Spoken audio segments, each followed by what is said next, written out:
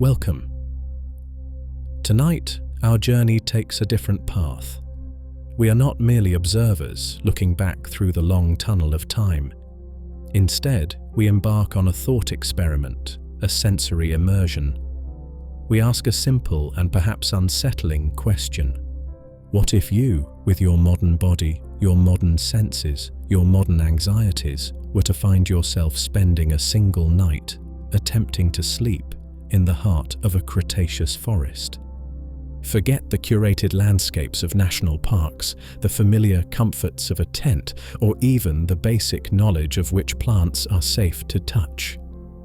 Imagine yourself transported suddenly and inexplicably into the deep, humid, and profoundly alien ecosystem of roughly 90 million years ago. This is not a world built for us.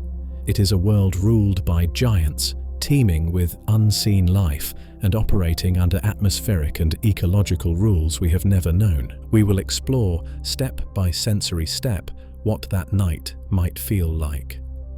The crushing humidity, the strange, thick air, the unfamiliar chorus of sounds, the pervasive scent of ancient decay, the things that crawl and buzz in the darkness, and the constant, low-level thrum of awareness that you are a small, soft, utterly out-of-place creature in a world that does not recognize you. So, before you get comfortable, perhaps more comfortable than our hypothetical traveler, take a moment to like the video and subscribe, but only if you genuinely enjoy what I do here. And let me know in the comments where you're tuning in from and what time it is for you. It's always fascinating to see who is joining us, safe in their own time, from around the world. Now, dim the lights. Maybe turn on a fan for that soft background hum, simulating perhaps the gentlest breeze that ever stirred the giant ferns. And let's ease into tonight's journey together. Let's step, carefully, into the Cretaceous night. Imagine the transition. One moment, the familiar world, the next, this. You stand at the edge of a twilight that feels wrong. The air itself is the first shock. It's thick, heavy, almost viscous with moisture, clinging to your skin like a damp, warm blanket you cannot throw off. The scents are overwhelming, a rich, loamy, almost fungal perfume of deep decay, mixed with the sharp, resinous tang of plants, utterly unknown to your nose. The light is fading fast, filtering down through a canopy so dense and unfamiliar it feels like the roof of a vast green cathedral built by alien hands. This is not a forest you recognize from photographs or documentaries. This is something older, wilder, and infinitely more strange. The age of dinosaurs. And you are here, impossibly, as night begins to fall. Your journey, your long, unsettling, sleepless night, has just begun. You take your first conscious breath, and your lungs hesitate. They seem confused, presented with a substance that is air, yes, but not the air they have known their entire existence. Let's start with the humidity. It is absolute. Forget the muggiest summer day you have ever experienced. This is something else entirely. It feels like breathing inside a cloud, a perpetual, warm, wet fog that clings to everything. The air itself has a tangible weight, a presence. Every inhale feels thick, almost like sipping warm soup rather than breathing clean air. Your clothes, if you had any notion of wearing modern attire in this scenario, would be instantly, irrevocably damp, clinging heavily to your skin. There is no evaporation here. Sweat offers no cooling relief. It simply joins the pervasive dampness. You are breathing water as much as air. Then there is the temperature. Even as the last light fades, the heat lingers, trapped beneath the dense canopy and held fast by the blanket of water vapor. Nightfall offers little respite. The air remains stubbornly warm, perhaps hovering near 30 degrees Celsius or the high 80s Fahrenheit. It is a sticky, oppressive warmth, amplified by the suffocating humidity. Sleep, if it were even possible, would be a drenched, restless affair. And the very composition of the air is subtly wrong. We often think of the deep past, especially the age of dinosaurs, as having wildly different oxygen levels. And while the extreme highs of the Carboniferous are long gone, the Cretaceous atmosphere was still in flux. Depending on the exact time and place within this vast period, the oxygen might have been slightly higher than our modern 21%, perhaps nudging towards 25 or even 30% in some estimates, or potentially dipping slightly lower during other intervals. What would that feel like? It is hard to say for sure. Perhaps a slightly higher oxygen content wouldn't feel dramatically different with each breath, especially masked by the overwhelming humidity. But maybe there would be a subtle, underlying sense of richness, a faint headiness, like the first breath of clean mountain air, but thicker, heavier. Or, if the levels were lower, perhaps every breath would feel just a little less satisfying. A constant, low-level effort required to fuel your modern, oxygen-hungry metabolism in this ancient atmosphere. Your lungs, used to a precise mixture, might feel like they are constantly trying to adjust the fuel-air ratio, never quite finding the perfect balance. It's like trying a strange new soda flavor. Not necessarily bad, but distinctly unfamiliar. This air, this thick, warm, humid and chemically alien soup is the very first and most constant reminder that you are profoundly out of place. It presses in on you from all sides, an invisible atmospheric wall separating you from everything you have ever known. Every single breath is a quiet, cellular-level announcement. You are an alien here. And the local inhabitants, the true natives of this Cretaceous air, are beginning to stir in the deepening twilight. As your eyes struggle to adapt to the rapidly fading light, another wave of profound wrongness washes over you. It's the green. The world is overwhelmingly, suffocatingly green, but it is a green utterly devoid of the familiar softness, the vibrant splashes of color that define the landscapes you know.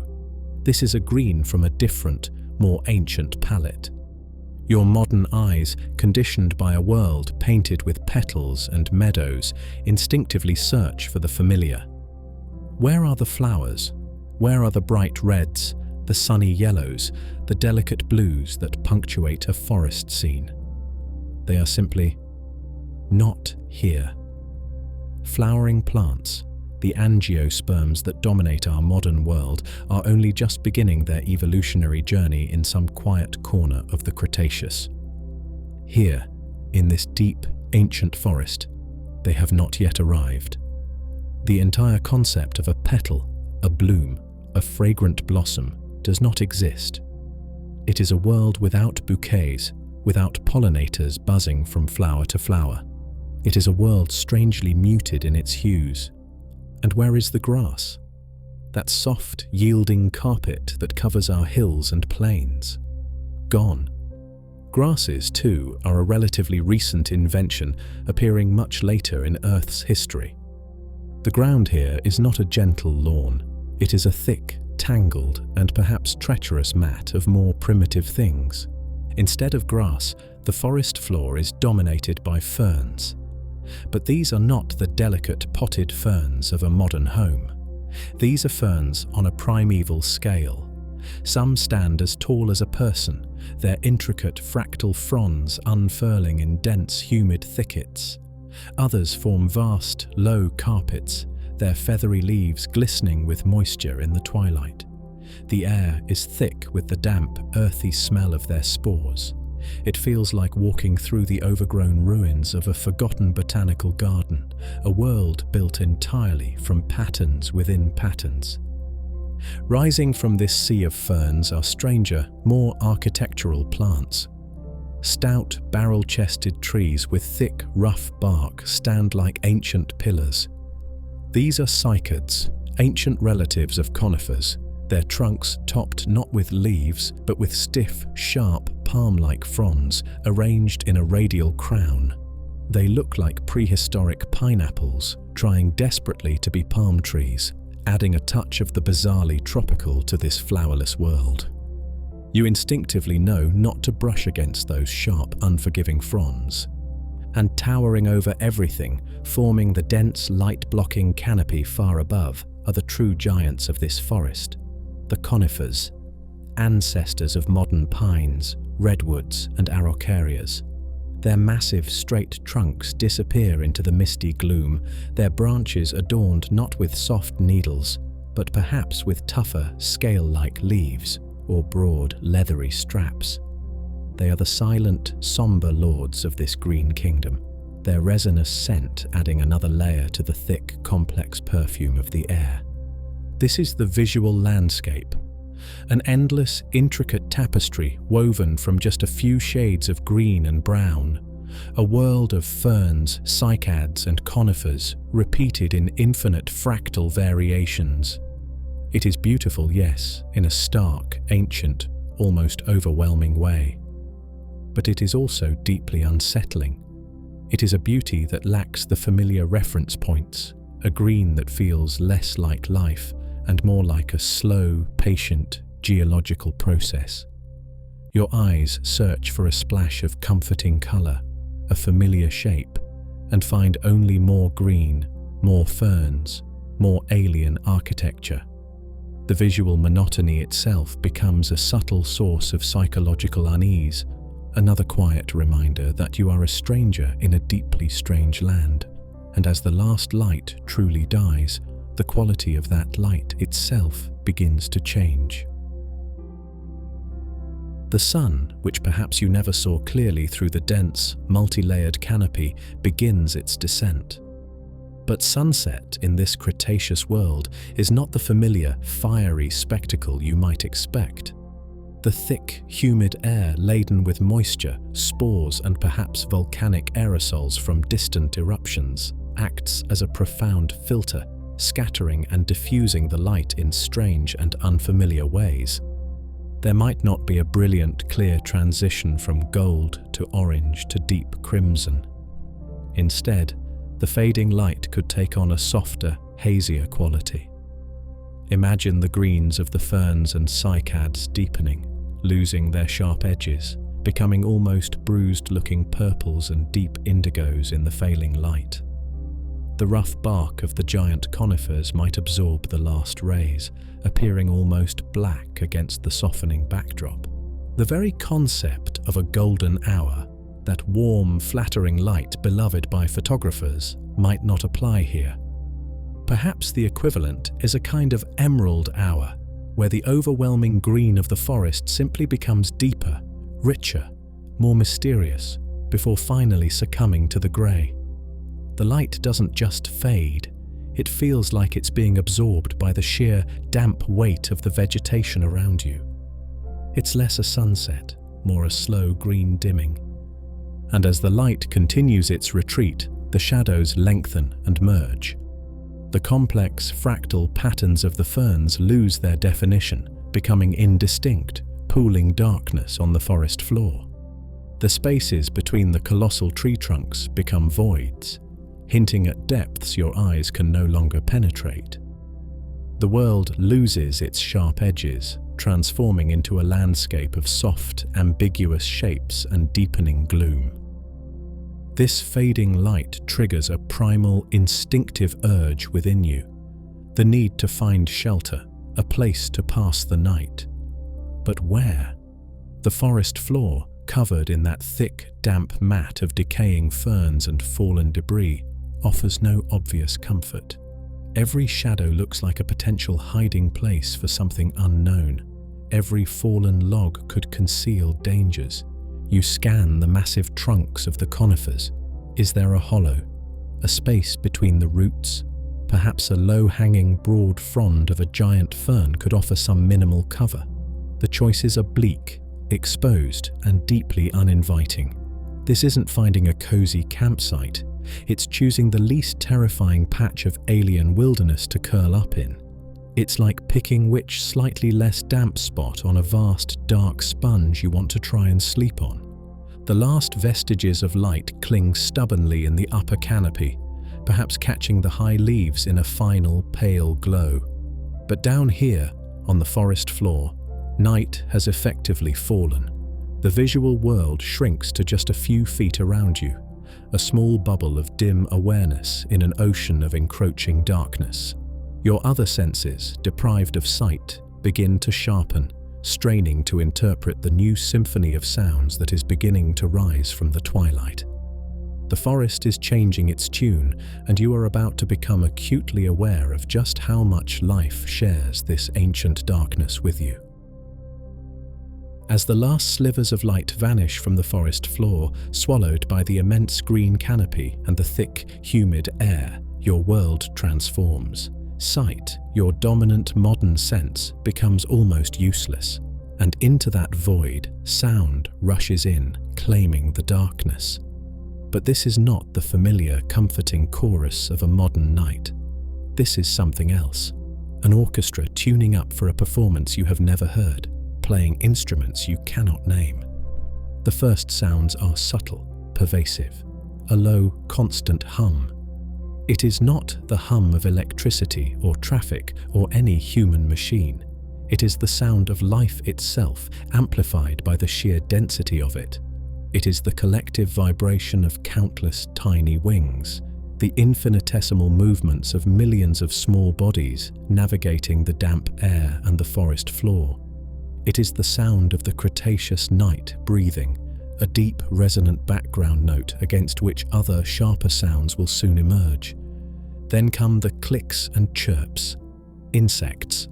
But the cadence is wrong. The pitch is strange. Some clicks are louder, more resonant than any cricket you have ever heard, hinting perhaps at creatures significantly larger than their modern counterparts. Some chirps are metallic, grating, unlike the soft melodies of familiar night singers.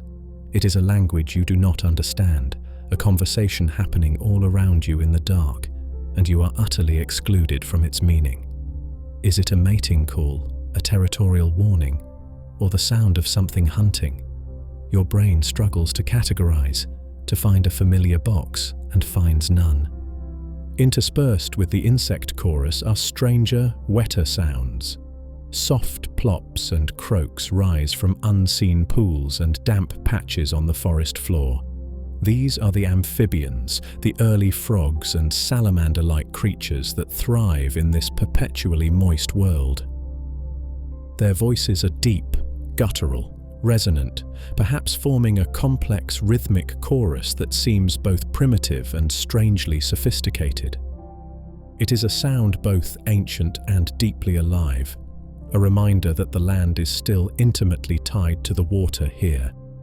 And then there are the sounds of movement, the incredibly soft rustle of unseen leaves as something small pushes through the dense fern undergrowth nearby. Is it one of those early, shrew-like mammals scurrying in search of insects? Or something else? A larger rustle further away, a branch snapping under a weight you cannot guess? Was it just the wind, or something heavier moving through the trees? Your hearing strains, trying to build a map of the unseen world around you from these fleeting, ambiguous clues. Every sound is a potential signal, a question mark hanging in the thick, dark air. This initial chorus is overwhelming in its strangeness. It is not necessarily loud, but it is dense, it is layered, and it lacks the familiar rhythm, the comforting predictability of the night sounds you know. There are no crickets lulling you to sleep with a steady chirp, no familiar owl hooting in the distance. Every sound is new, alien, and carries within it a faint, unsettling edge of the unknown. The forest is speaking, loudly and constantly, but you have no dictionary, no translation key. You are an outsider, listening to a conversation you were never meant to understand. And as the night deepens, the scale of that conversation is about to become terrifyingly clear. The darkness is now absolute, a thick, tangible presence broken only by the strange, unseen chorus of the Cretaceous night. The last vestiges of twilight have dissolved, leaving you adrift in an ocean of blackness. And with the darkness comes a primal, urgent instinct, a need that echoes through millions of years of mammalian evolution, the need for shelter. The need to find a place, however inadequate, to to weather the long, vulnerable hours until dawn. But where? You scan the immediate vicinity, your eyes straining uselessly against the gloom, your hands perhaps reaching out, feeling the damp, unfamiliar textures around you. The landscape that was merely alien in the fading light now feels actively hostile in the dark. The forest floor is not an option. It is a wet, spongy, uneven carpet of decaying ferns and unseen roots, undoubtedly teeming with the small, crawling and potentially biting creatures whose clicks and rustles fill the air. To lie down here would be to invite investigation, to become part of the very substrate of this teeming ecosystem. It feels less like finding a bed, more like offering yourself up as a buffet platter. What about the trees? The colossal trunks of the conifers and cycads rise around you like the pillars of a lost temple. Could the base of one of these giants offer some protection? You might feel your way towards one, encountering the massive, buttressed roots spreading out like the stony tentacles of a kraken. Huddling between these roots might offer a small sense of enclosure, a solid wall at your back, but it also feels like a trap. You are exposed on multiple sides. What might be lurking in the dark crevices between the roots themselves? And high above in the unseen canopy, the constant drip of moisture and the occasional crack of a falling branch serve as reminders that overhead cover is a relative term. It's like trying to sleep at the foot of a skyscraper during a perpetual gentle demolition. Perhaps a fallen log.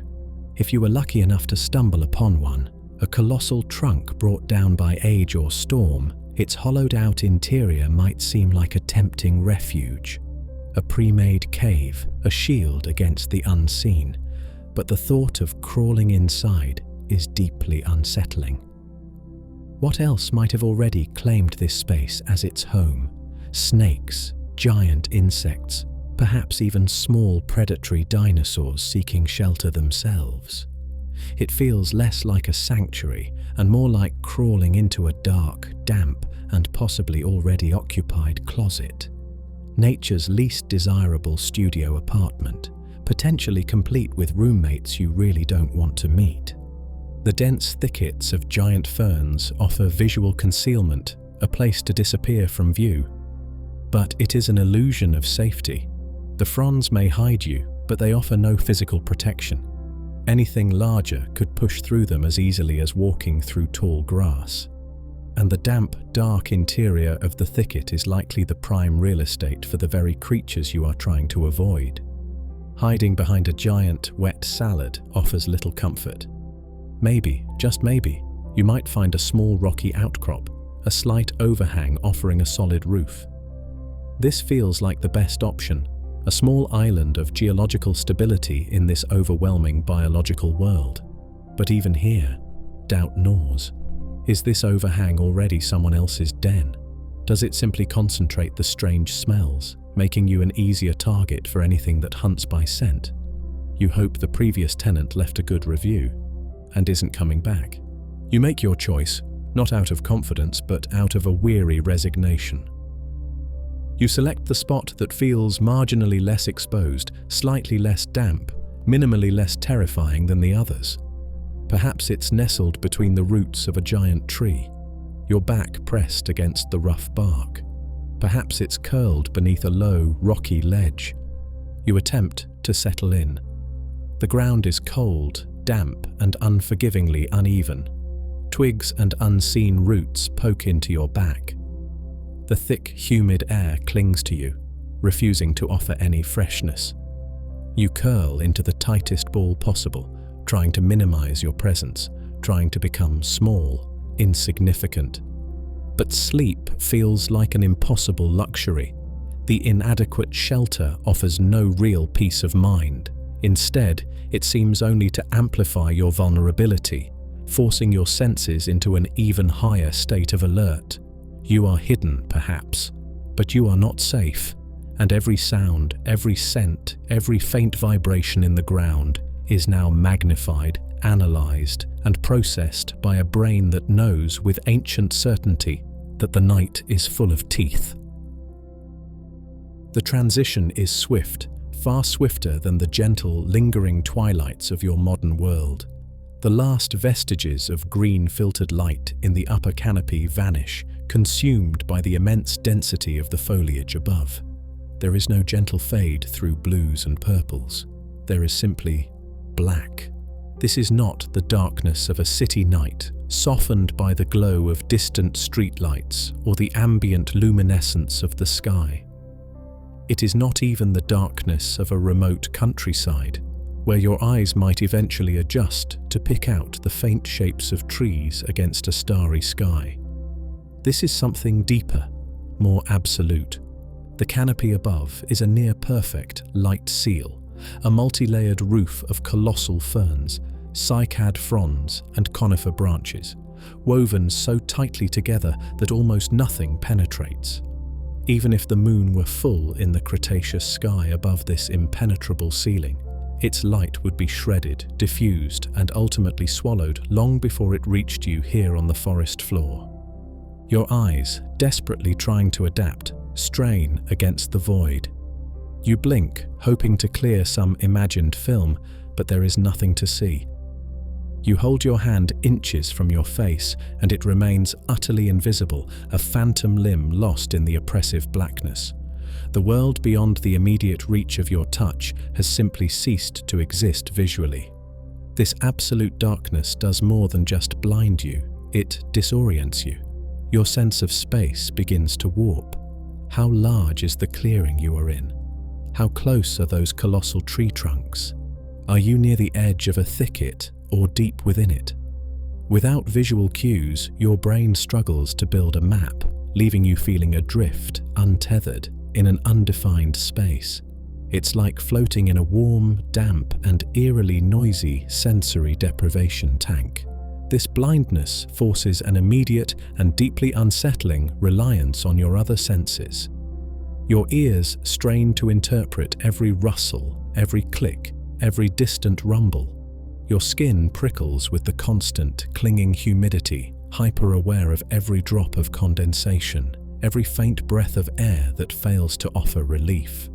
Your sense of smell is bombarded by the rich, complex, and unidentifiable perfumes of the ancient swamp. But sight, your primary tool for navigating and understanding the world, is gone. You are reduced to a more primal state, relying on the older, more intimate senses of hearing, touch, and smell. And in this state of profound visual vulnerability, every unknown sound becomes amplified. Every strange scent carries a potential warning. Every brush against a leaf feels like a potential threat. The darkness itself feels like a presence, a heavy, velvet curtain that has fallen over the world, isolating you completely.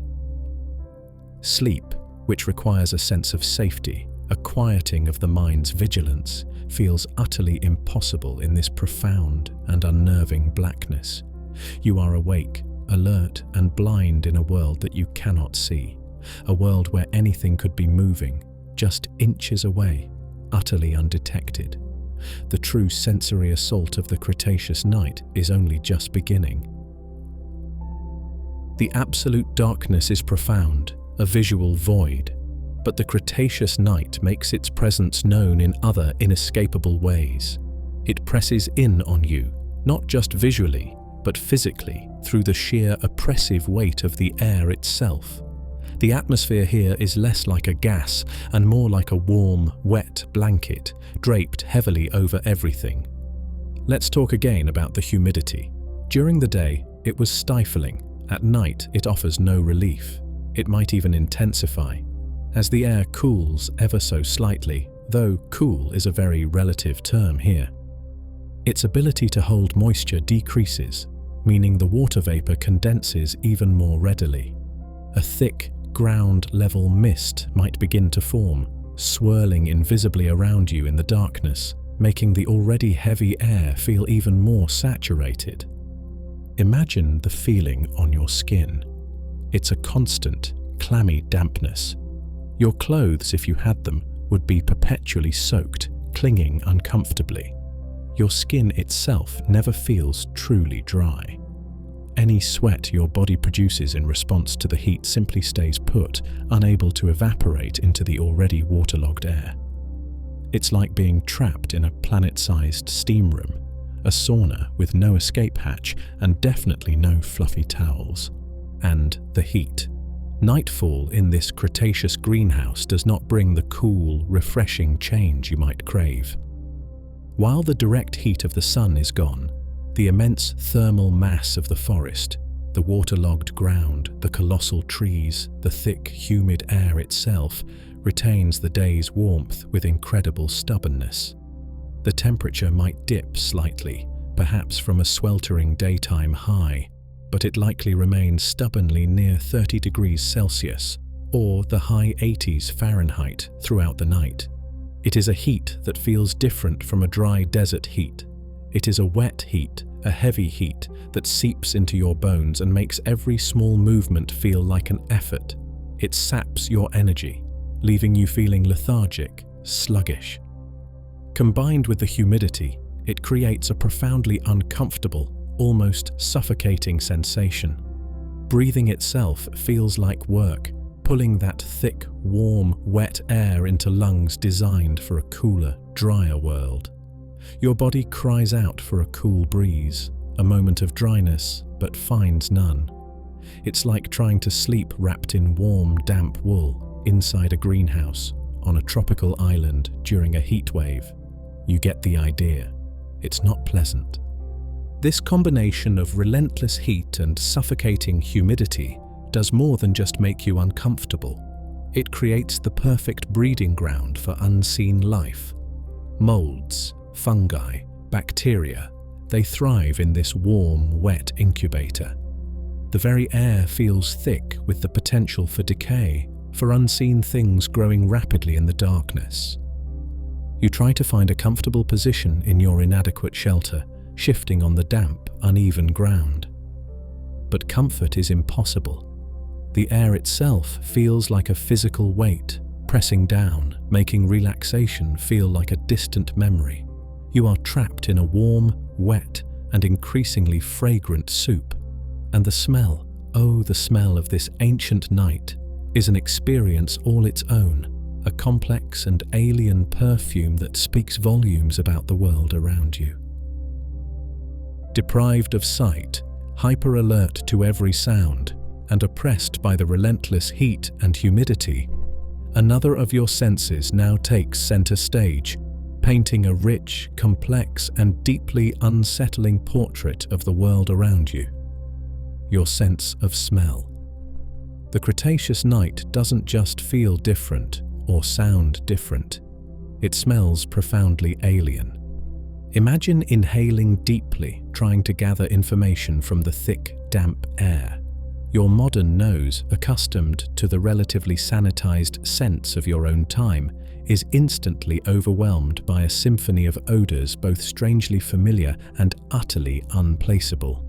The dominant note is damp earth, but it's not the clean, loamy smell of a modern forest floor after a rain shower. This is deeper, richer, almost sour. It's the smell of billions of tons of plant matter, ferns, cycads, fallen conifer needles, slowly, incompletely decaying in the oxygen-poor, waterlogged ground. It's the smell of peat forming, a heavy, organic, almost swamp gas tang that speaks of arrested decomposition, of carbon being slowly locked away. It is the smell of ancient wetlands, of life returning slowly, incompletely, to the earth. Woven into this deep, earthy bass note are sharper, greener scents, the resinous tang of the great conifer trees, perhaps similar to pine or fir, but maybe with a harsher, more primitive edge. The spicy, pungent aroma released by crushed fern fronds underfoot, a smell both green and somehow medicinal, alien. Perhaps the strange, almost fleshy scent of the cycads, plants that reproduce not with flowers, but with large, primitive cones, adding another layer of unfamiliar perfume to the night air.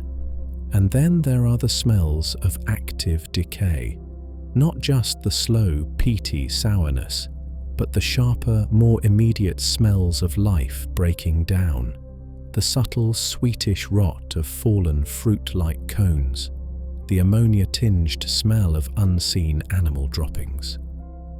Perhaps, carried on a faint, almost imperceptible breeze, the heavy, metallic tang of blood, or the deep, musky scent of a large animal that has recently passed by, its presence lingering in the air like an invisible signature. Is that the smell of a predator, or just the natural decay of the forest? Your nose doesn't know. It lacks the library, the experience to interpret these signals correctly. Floating above it all is the pervasive smell of water. Not the clean, salty smell of the ocean, but the flat, slightly metallic, slightly stagnant smell of swamp water, of standing pools, of endless, dripping moisture condensing on every surface. This complex, layered perfume is not necessarily unpleasant, not entirely. It is the smell of immense, teeming, unchecked life, of growth and decay happening on a grand scale. But it is also deeply unsettling. Your brain, hardwired to associate certain smells with safety and others with danger, is lost here. Is that sweet smell a harmless, decaying fruit or a toxic plant? Is that musky scent a distant herbivore or a predator circling nearby? The constant barrage of unfamiliar, unclassifiable odors adds another layer to the profound sensory overload, another quiet signal that you are utterly out of your element. You try to breathe shallowly, to filter the overwhelming input, but the air is too thick, the scents too pervasive. They cling to the back of your throat, a constant, aromatic reminder of the ancient, alien world that surrounds you in the darkness. And within this fragrant, humid soup, the smaller inhabitants of the forest are beginning to make their presence felt in a far more direct and far more irritating way. The darkness is absolute, the heat oppressive, the air thick with alien perfumes. You huddle in your inadequate shelter, every sense straining against the overwhelming input. And now, a new dimension of the Cretaceous night begins to assert itself, an intimate, persistent, and deeply personal invasion. The insects. In our modern world, we think of insects as a background annoyance, a buzzing fly, a mosquito whining in the dark, a trail of ants on the kitchen counter. We swat them, we spray them, we largely ignore them. But here, in this ancient greenhouse world, fueled perhaps by slightly higher oxygen levels than today, though not the extremes of the Carboniferous, and thriving in the perpetual warmth and humidity, insects are not a background detail. They are a presence, a constant, pervasive, and sometimes alarmingly large one. First, you hear them. That low, pervasive hum you noticed earlier begins to differentiate, resolving into individual sounds. There is the high-pitched whine, instantly recognizable and universally dreaded, of the mosquito. But this whine seems deeper, more resonant, closer. You feel a faint tickle on your exposed skin, your cheek perhaps, or your arm. You instinctively reach to brush it away, but your hand pauses. The weight of it feels heavier than any mosquito you have ever known. Is it just your imagination, amplified by the darkness and the strangeness? Or are the blood feeders of this era truly built on a larger, more robust scale? The thought of a mosquito large enough that you can feel its landing gear touch down is deeply unsettling. Sleep seems even further away now. Let's just say, you wouldn't need a bug zapper, you might need a small net gun.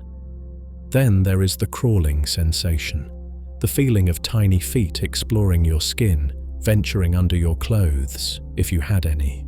These could be anything. Small beetles, primitive cockroaches, or perhaps ants. Ants, or their early relatives, were already established in the Cretaceous.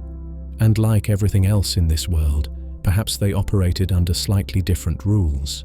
Imagine ants whose bite feels less like a pinch and more like tiny, sharp fishhooks latching onto your skin. Their mandibles evolved for gripping the tough hides of reptiles or the thick bark of ancient trees. Little six-legged staplers exploring your sleeping form. You become acutely, maddeningly aware of every inch of your own surface area. And they are everywhere. In your modern world, you think of insects as belonging to specific places: the air, the ground, perhaps a rotting log. Here, the distinction feels meaningless. The air buzzes, the ground crawls. But so does everything else. The massive trunk you lean against. It is a vertical highway teeming with unseen life, ascending into the darkness above. The fallen log nearby, it is not dead wood. It is an apartment complex, riddled with the burrows and tunnels of countless species. The large, damp fern fronds that brush against you in the slightest breeze. Their undersides are undoubtedly hosting their own miniature ecosystems. Even the spot you chose as shelter is, you realize with dawning horror, already occupied territory.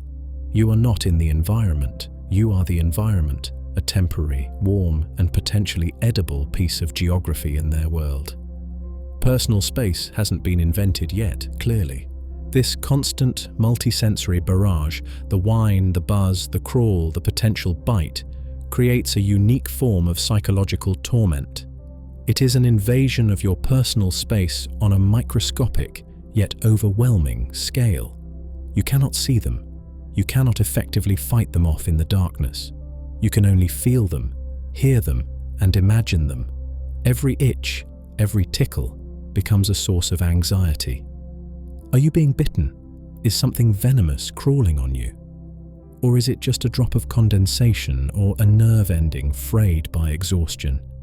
The insect hell of the Cretaceous night is not necessarily about giant monsters, though some might be unsettlingly large.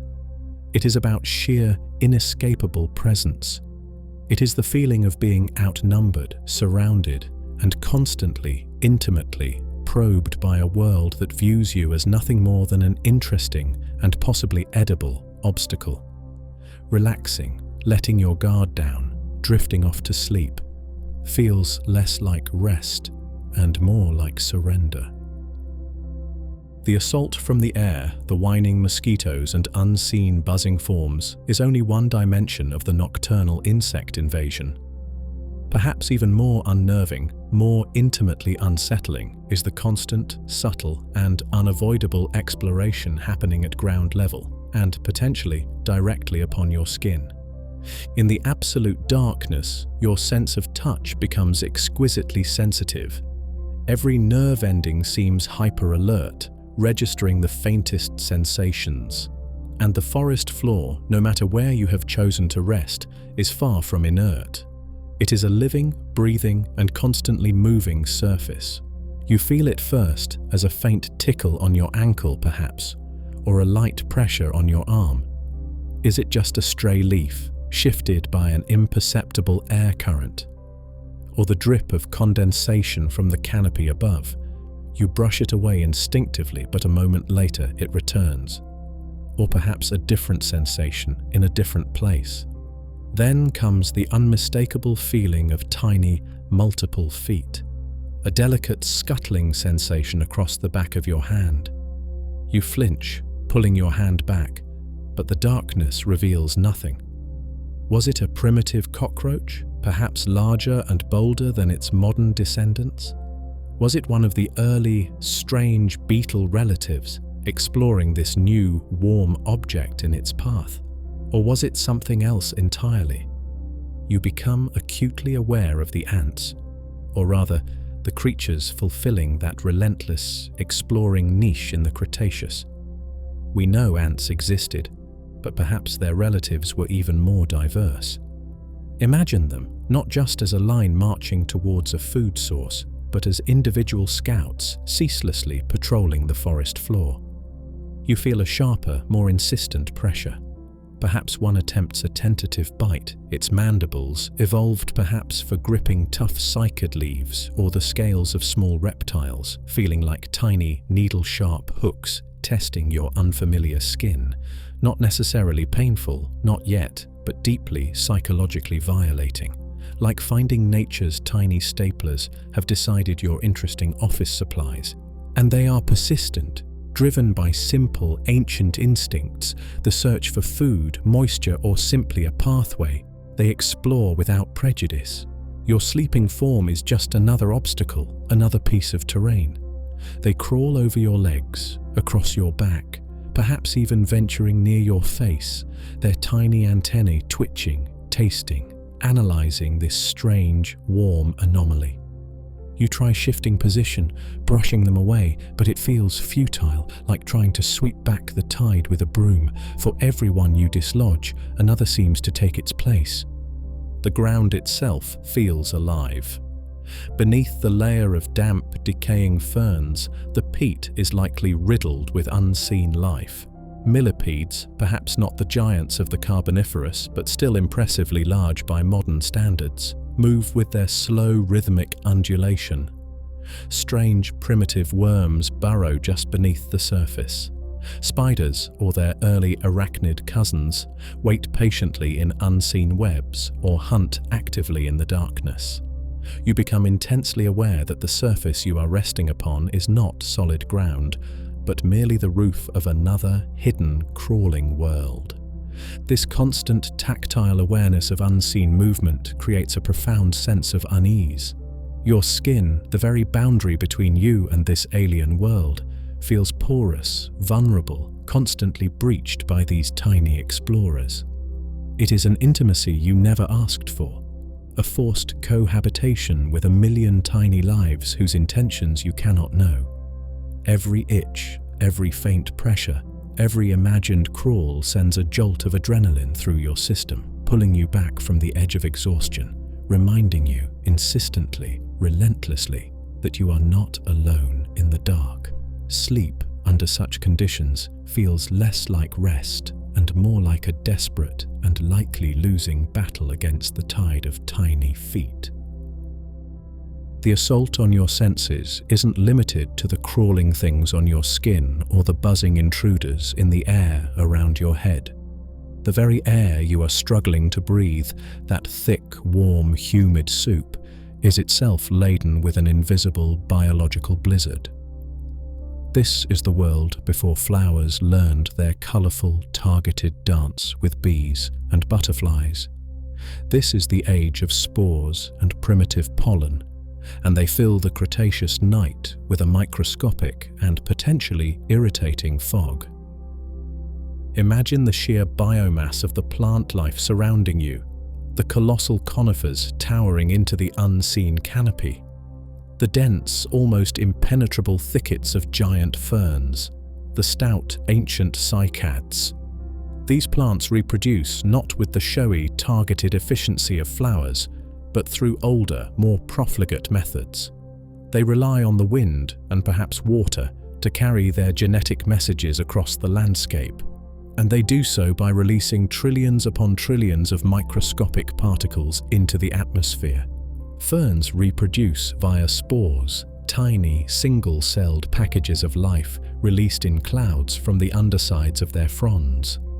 Conifers and cycads produce pollen, but it is a more primitive kind than the pollen of modern flowering plants, perhaps larger-grained, simpler, designed simply to be carried on the breeze in immense quantities, with the hope that a few grains, by sheer statistical chance, will land on a receptive female cone. The result is an atmosphere saturated with this biological dust.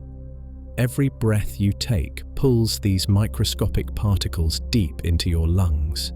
Your respiratory system, evolved in a world dominated by the relatively large, targeted pollen of flowering plants, is utterly unprepared for this ancient onslaught. You might feel it first as a tickle in the back of your throat, a persistent irritation that scratching doesn't help.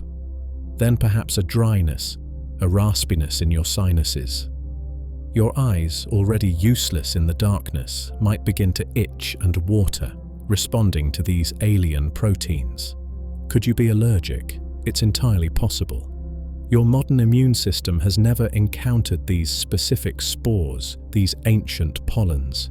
It might react unpredictably, perhaps mildly, perhaps violently.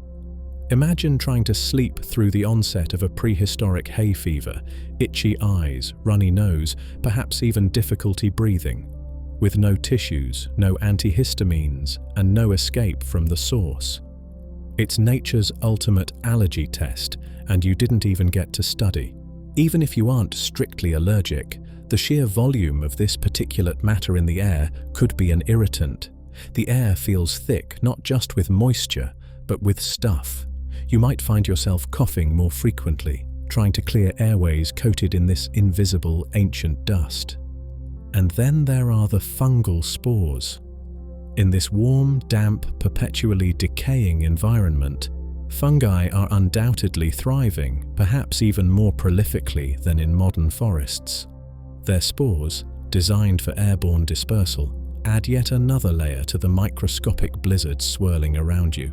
Some might be harmless, others could be irritants, and some, perhaps, could even be actively pathogenic. A microscopic threat you breathe in with every gasp of the thick, humid air.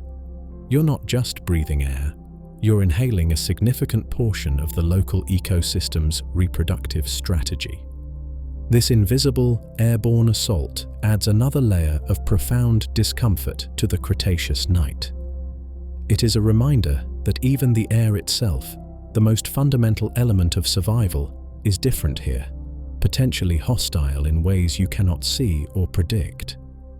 Your body, already struggling with the heat, the humidity, and the strange oxygen mix, now finds itself battling a microscopic invasion with every single breath.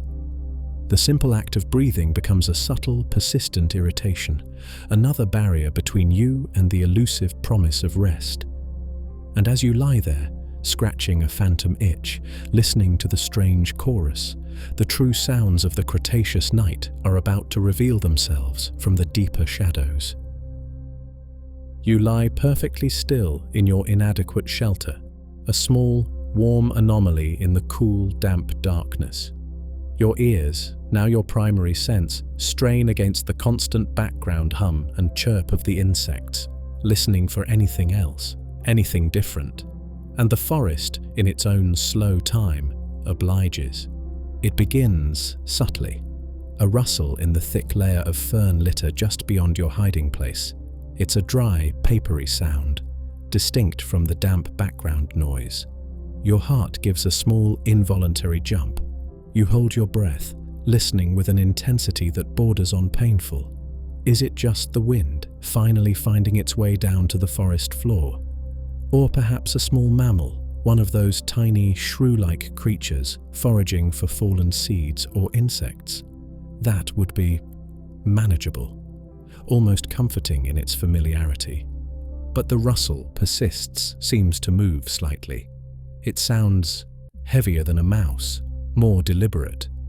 Could it be a reptile, a lizard perhaps, or one of the early snake-like forms slithering through the decay, or something larger?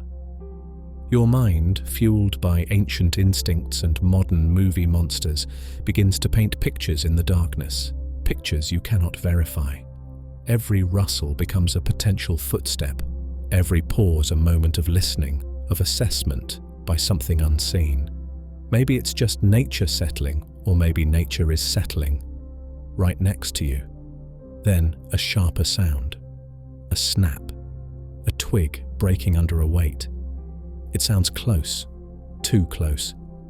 Again, the analysis is frantic, involuntary.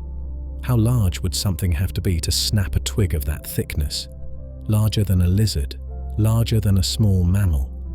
Was it just a weak branch finally giving way? Or was it a footstep? A heavy footstep placed carelessly in the dark. You try to reason with yourself. Forests are full of sounds, branches fall, small animals move, but reason is a thin shield against the primal fear of the unknown, especially when you are blind, alone, and utterly vulnerable. The darkness doesn't just hide things, it amplifies them. Every tiny sound echoes in the chamber of your skull, demanding interpretation, demanding vigilance. There is another rustle, further away this time, but somehow more sustained, like something larger pushing its way through a dense patch of ferns. Then silence again, a silence that feels heavier, more watchful than the noise that preceded it. You realize you are holding every muscle in your body, tense, coiled, ready for what? You don't know. And that is the true, quiet terror of this moment. Not the certainty of danger, but its profound and unnerving possibility. The forest is alive. It is moving all around you, and you have absolutely no way of knowing what shares this darkness with you, just beyond the reach of your trembling hand.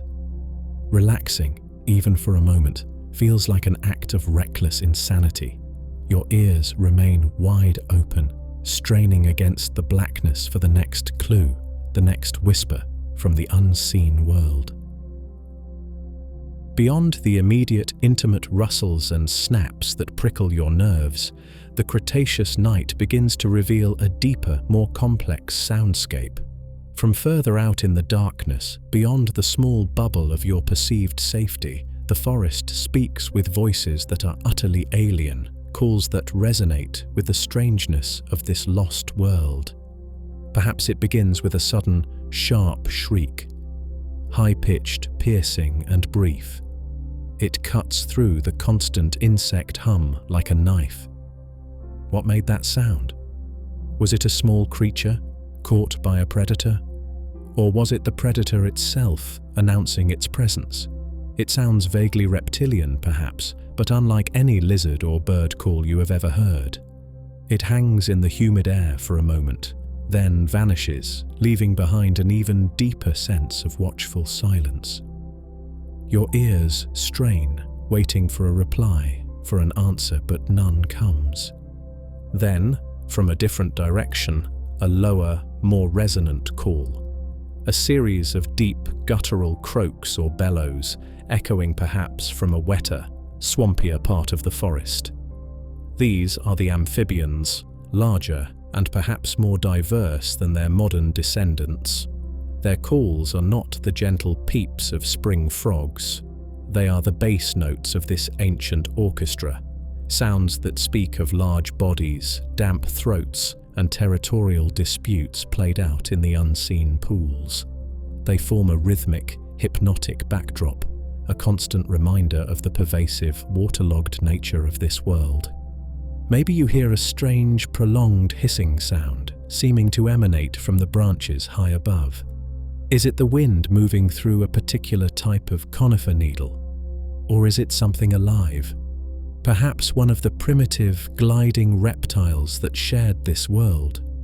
Or maybe even one of the early, feathered dinosaurs, settling onto a branch for the night, its breath rasping in the thick air. The sound is ambiguous, impossible to place, adding another layer of uncertainty to the darkness. And then, perhaps, something truly unsettling, a sound that feels less like a call and more like chatter, a series of high-pitched, clicking, almost intelligent-sounding noises coming from a patch of dense undergrowth 50 yards away. Is it a troop of small social dinosaurs communicating in the darkness? The sound feels organized, purposeful, utterly unlike the random calls of insects or amphibians. It hints at minds at work, at social structures, at a level of complexity you hadn't considered. And the thought that these minds might be aware of your presence, might be discussing this strange, new scent on the air, is deeply unnerving. It's like hearing whispers just beyond the edge of a campfire, but having no idea who or what is doing the whispering. These mid-distance sounds paint a picture of a forest that is not just occupied but inhabited. It is a world of communication, of signals, of territories being marked and warnings being issued. It is an ecosystem alive with interactions you can only guess at. You are an eavesdropper on a million-year-old conversation, understanding nothing, yet acutely aware that you are surrounded by the players. Each strange call, each unfamiliar cry reinforces your profound isolation, your status as an outsider in a world that follows rules you do not know. And somewhere, even further out, beyond the range of clear hearing, the true giants of this age are making their presence known. Beyond the intimate rustles nearby, beyond the strange calls and chatters in the middle distance, lies another layer of sound, fainter, deeper, and carrying the unmistakable weight of immense scale. These are the sounds that remind you, lest you forget even for a moment in the overwhelming darkness, that you are sharing this world not just with insects and small reptiles, but with true giants. Perhaps it comes first as a vibration rather than a sound. A deep, almost subsonic rumble that seems to travel not through the air, but through the ground itself. You feel it in your bones before you hear it, a faint, rhythmic tremor in the damp earth beneath you. Is it distant thunder, or the first stirrings of an earthquake? Or is it something else? Something walking? Your mind pictures the colossal, pillar-like legs of a sauropod, each footstep weighing tons, sending shockwaves through the Cretaceous soil miles away. You cannot be sure, but the feeling is undeniable. Something immense is moving out there, somewhere in the blackness. The ground itself seems to hold its breath between tremors. Then, carried on the thick, humid air, comes a sound that is less a roar and more a groan. A deep, resonant, impossibly low-frequency sound that seems to hang in the air for a long moment before fading. Could it be a large herbivore, perhaps something like a therizinosaurus with its bizarre, giant claws, calling out across its territory? Or maybe one of the heavily armored ankylosaurs, settling down for the night with a sigh that could shake the leaves off trees. It's the sound of biology operating at a scale that feels almost geological. Imagine a shipping container learning to sing bass. It might sound something like that. It's not necessarily threatening, not directly, but it speaks of a power, a sheer physical presence that dwarfs your own fragile existence. And then, perhaps, something that does carry a sharper edge of menace, fainter still, barely audible above the constant hum of the insects and the croaking of the amphibians. You might hear it, a distant scream or bellow that is abruptly cut short. Was it a hunt? Did one of the great predators, a cousin of T-Rex perhaps, or a pack of large raptors, make a kill far off in the darkness? You hear no struggle, no pursuit, just that single chilling cry. And then, silence. The forest seems to pause for a beat, absorbing the sound, before the normal chorus resumes, perhaps just a little quieter for a moment. It's a stark reminder that life and death are playing out their ancient drama all around you, even if you are hidden from the main stage. Maybe staying put in your slightly less damp corner wasn't such a bad idea after all. These distant echoes are crucial. They paint the final layer onto the soundscape of the Cretaceous night. They remind you that the world is not just filled with strange rustles and alien calls, but is actively ruled by creatures of unimaginable size and power. You are a tiny, insignificant observer in a land of giants. Their presence, even unheard and unseen, shapes the very air around you, charges the darkness with a latent, immense energy. You huddle smaller in your hiding place, acutely aware of your own scale. The darkness feels deeper now, the forest larger, and the thought of sleep, true, restful sleep, seems like the most ludicrous fantasy of all. Your ears remain tuned to the distance, listening for any sign that those ground-shaking tremors, those deep, resonant groans, might be getting closer.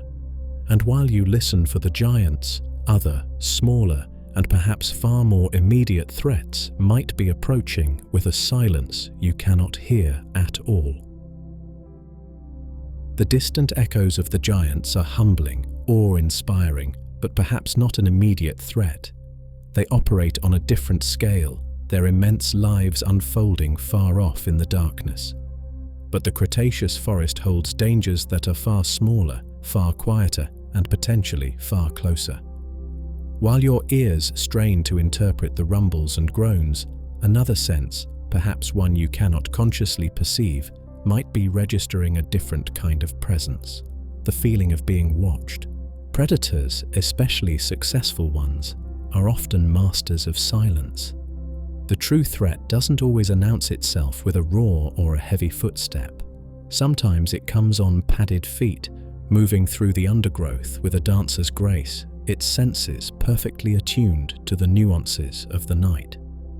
Think of the smaller theropods, the cousins of the raptors, creatures like Troodon or its relatives depending on the precise time and location within the Cretaceous. These were not the multi-ton behemoths.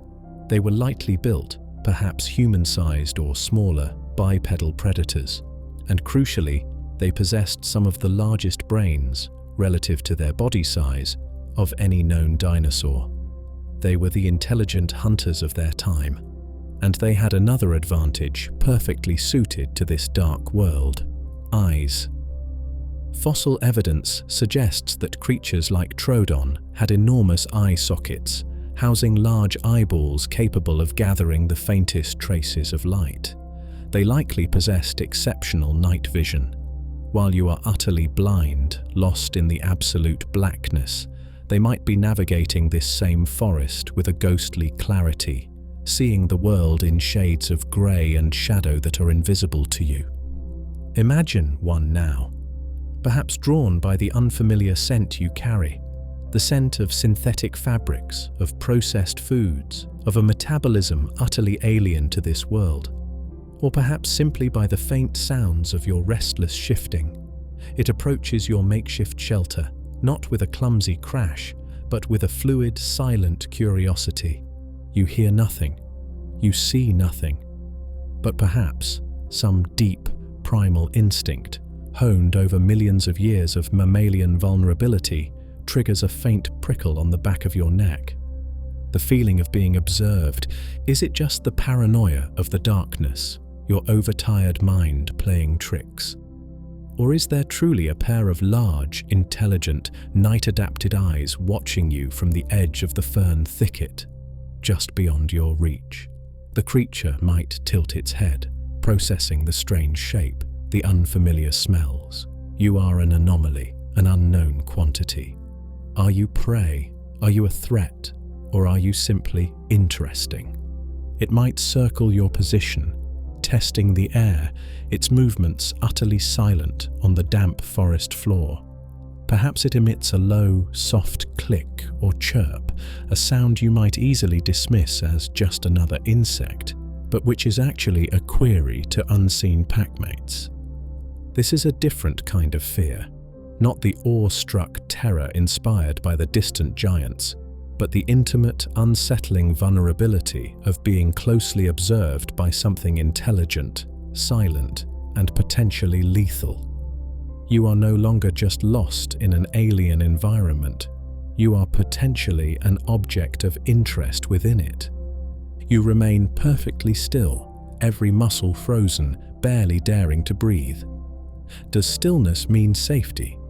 Does it signal that you are not a threat? Or does it simply make you an easier target if the creature decides to investigate further? You have no way of knowing. You can only wait, enveloped in the darkness, acutely aware that the silence does not necessarily mean you are alone. And high above you, in the unseen canopy, other forms of silent movement might be unfolding. While your attention is fixed on the unseen ground, on the potential rustles and the hypothetical gaze of intelligent eyes nearby, the Cretaceous night holds another dimension of potential surprise, one that comes not from the forest floor, but from the dense, multi-layered world high above your head. The canopy is not just a roof, it is another realm, another ecosystem, with its own inhabitants and its own silent travelers. Even if there were a sliver of moonlight managing to pierce the thick upper layers, the world directly above you would remain a place of profound shadow and concealment. The giant ferns, the sprawling cycad fronds, the dense mesh of conifer branches. They create a labyrinth of leaves and wood, a perfect hiding place for creatures adapted to an arboreal life. And some of those creatures might have possessed a remarkable and unnerving ability: silent flight, or rather, silent gliding. Remember the strange, four-winged dinosaurs like Microraptor? While Microraptor itself lived earlier in the Cretaceous, similar small feathered theropods, equipped perhaps with gliding membranes or feathered limbs adapted for controlled descent, likely persisted throughout the era. These were not powerful flappers like modern birds. They were creatures of the trees, designed perhaps to leap from branch to branch, or to glide silently down from a high perch to the forest floor below. Imagine the sound, or rather, the lack of sound. A creature like this, covered in soft, insulating feathers, its movements perhaps slow and deliberate as it prepares to launch, would make almost no noise. You might hear nothing at all, or perhaps just the faintest whisper of air, a barely perceptible whoosh as it passes overhead in the darkness. It might be a sound so faint, so brief, that your brain instantly dismisses it as a gust of wind moving through the high canopy or the fall of a large leaf. You'd never suspect it was a living creature, maybe a feathery frisbee launched from an unseen branch, and then a soft thump on the ground, perhaps just a few yards away from your hiding place. Again, your senses leap to alert. What was that? A falling piece of fruit or a heavy cone from one of the giant conifers? Plausible, expected even. But the quality of the sound, did it seem just a little too soft, too controlled?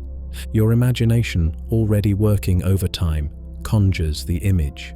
A small feathered dinosaur, perhaps crow-sized, landing with a practiced ease on the soft peat, its dark, iridescent feathers blending perfectly into the shadows. Is it hunting the small mammals or lizards that rustle nearby? Is it simply moving between feeding grounds? Or has it perhaps noticed you? Its sharp, bird-like eyes, possibly adapted for low light, might be peering intently from the darkness, assessing this strange, warm lump that doesn't belong. This potential for silent aerial arrival adds another layer of profound unease to the night. Threats don't just rustle in the bushes, they might literally drop out of the sky without warning. It reinforces the feeling of being exposed, vulnerable from all directions, even within your chosen shelter. You find yourself instinctively glancing upwards into the impenetrable blackness, listening not just for footsteps, but for the whisper of unseen wings, for the soft thud of a silent landing. Every falling leaf, every creak of a branch in the canopy above becomes a potential signal, another piece of ambiguous data for your overloaded senses to try and interpret.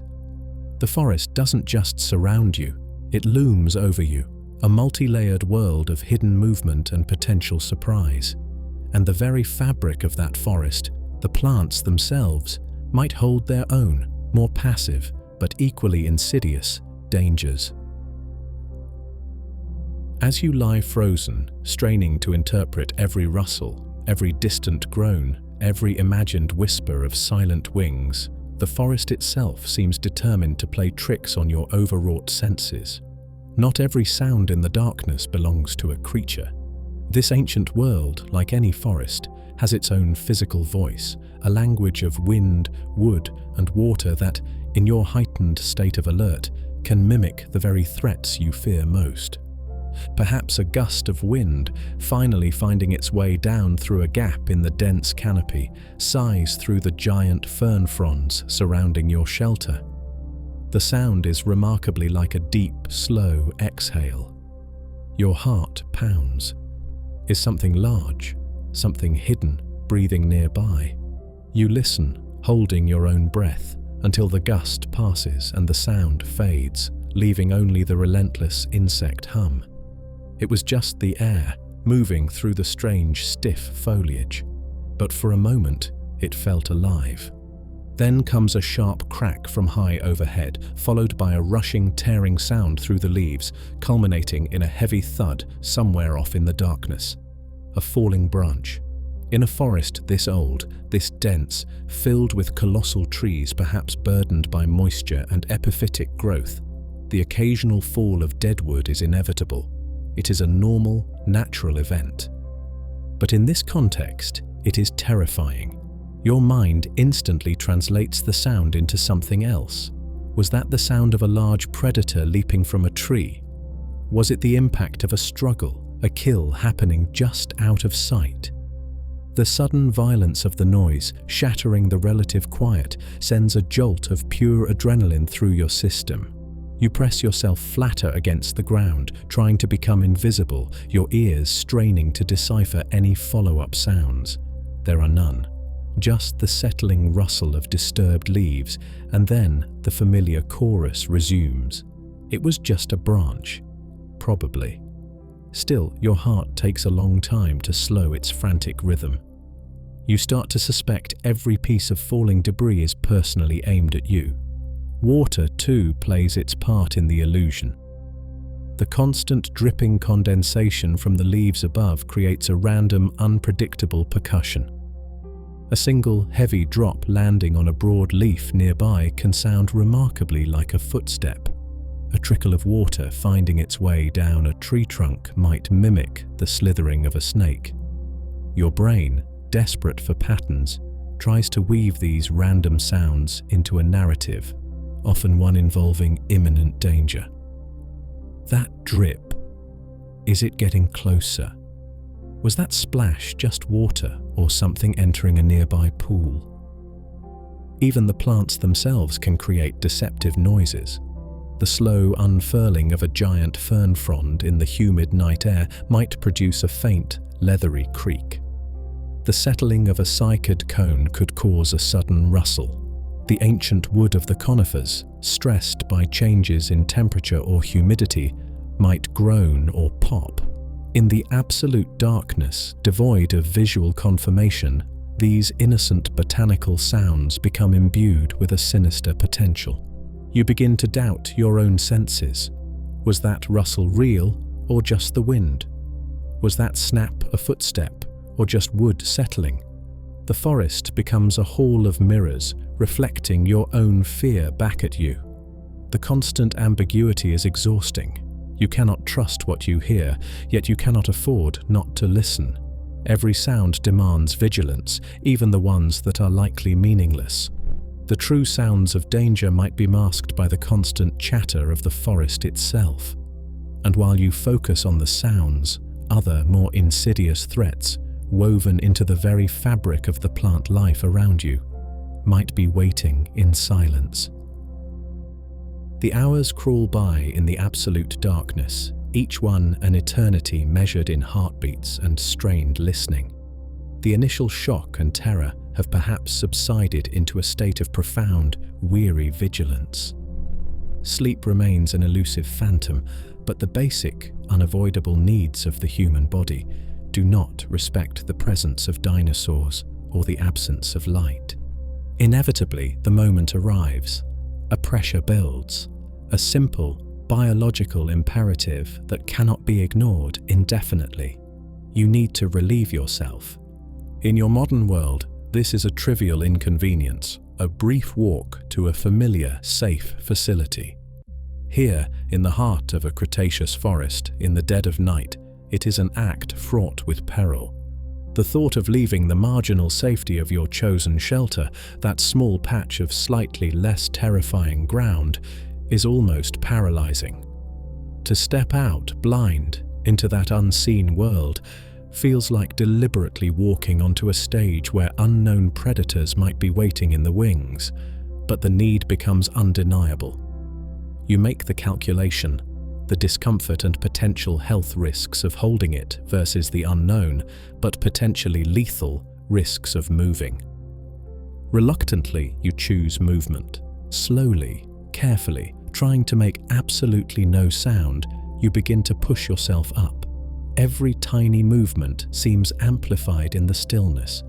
The rustle of your clothes, if any, sounds like a roar.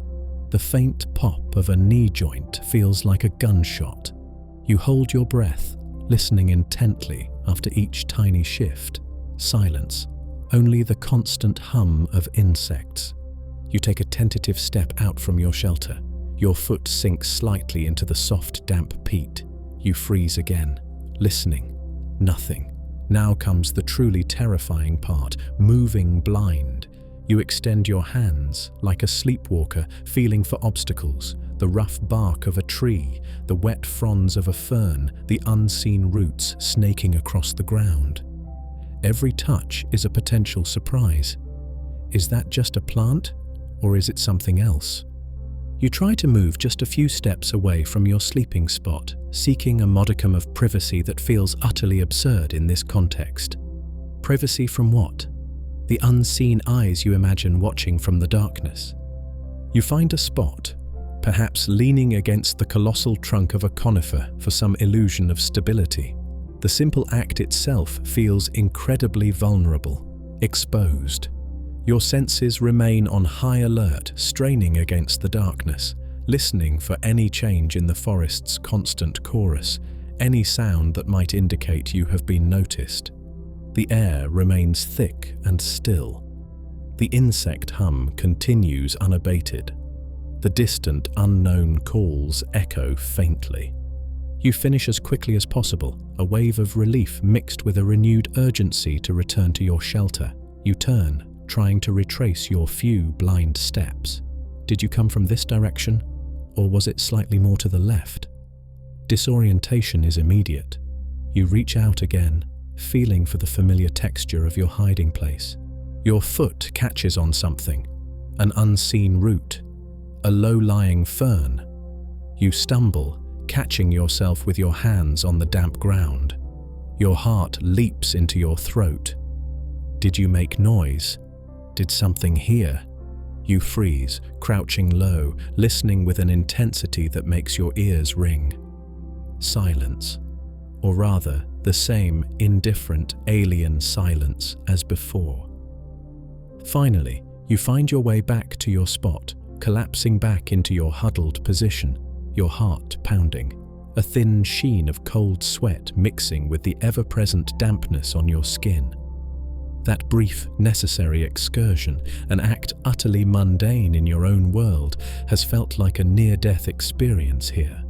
It is a stark, visceral reminder of your profound vulnerability, of how ill-equipped your soft modern body is for the simple, raw realities of this ancient world.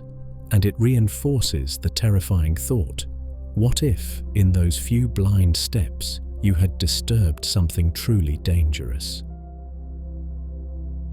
That brief, terrifying excursion into the darkness highlights a fundamental truth about navigating this unseen world. Every single step is a gamble.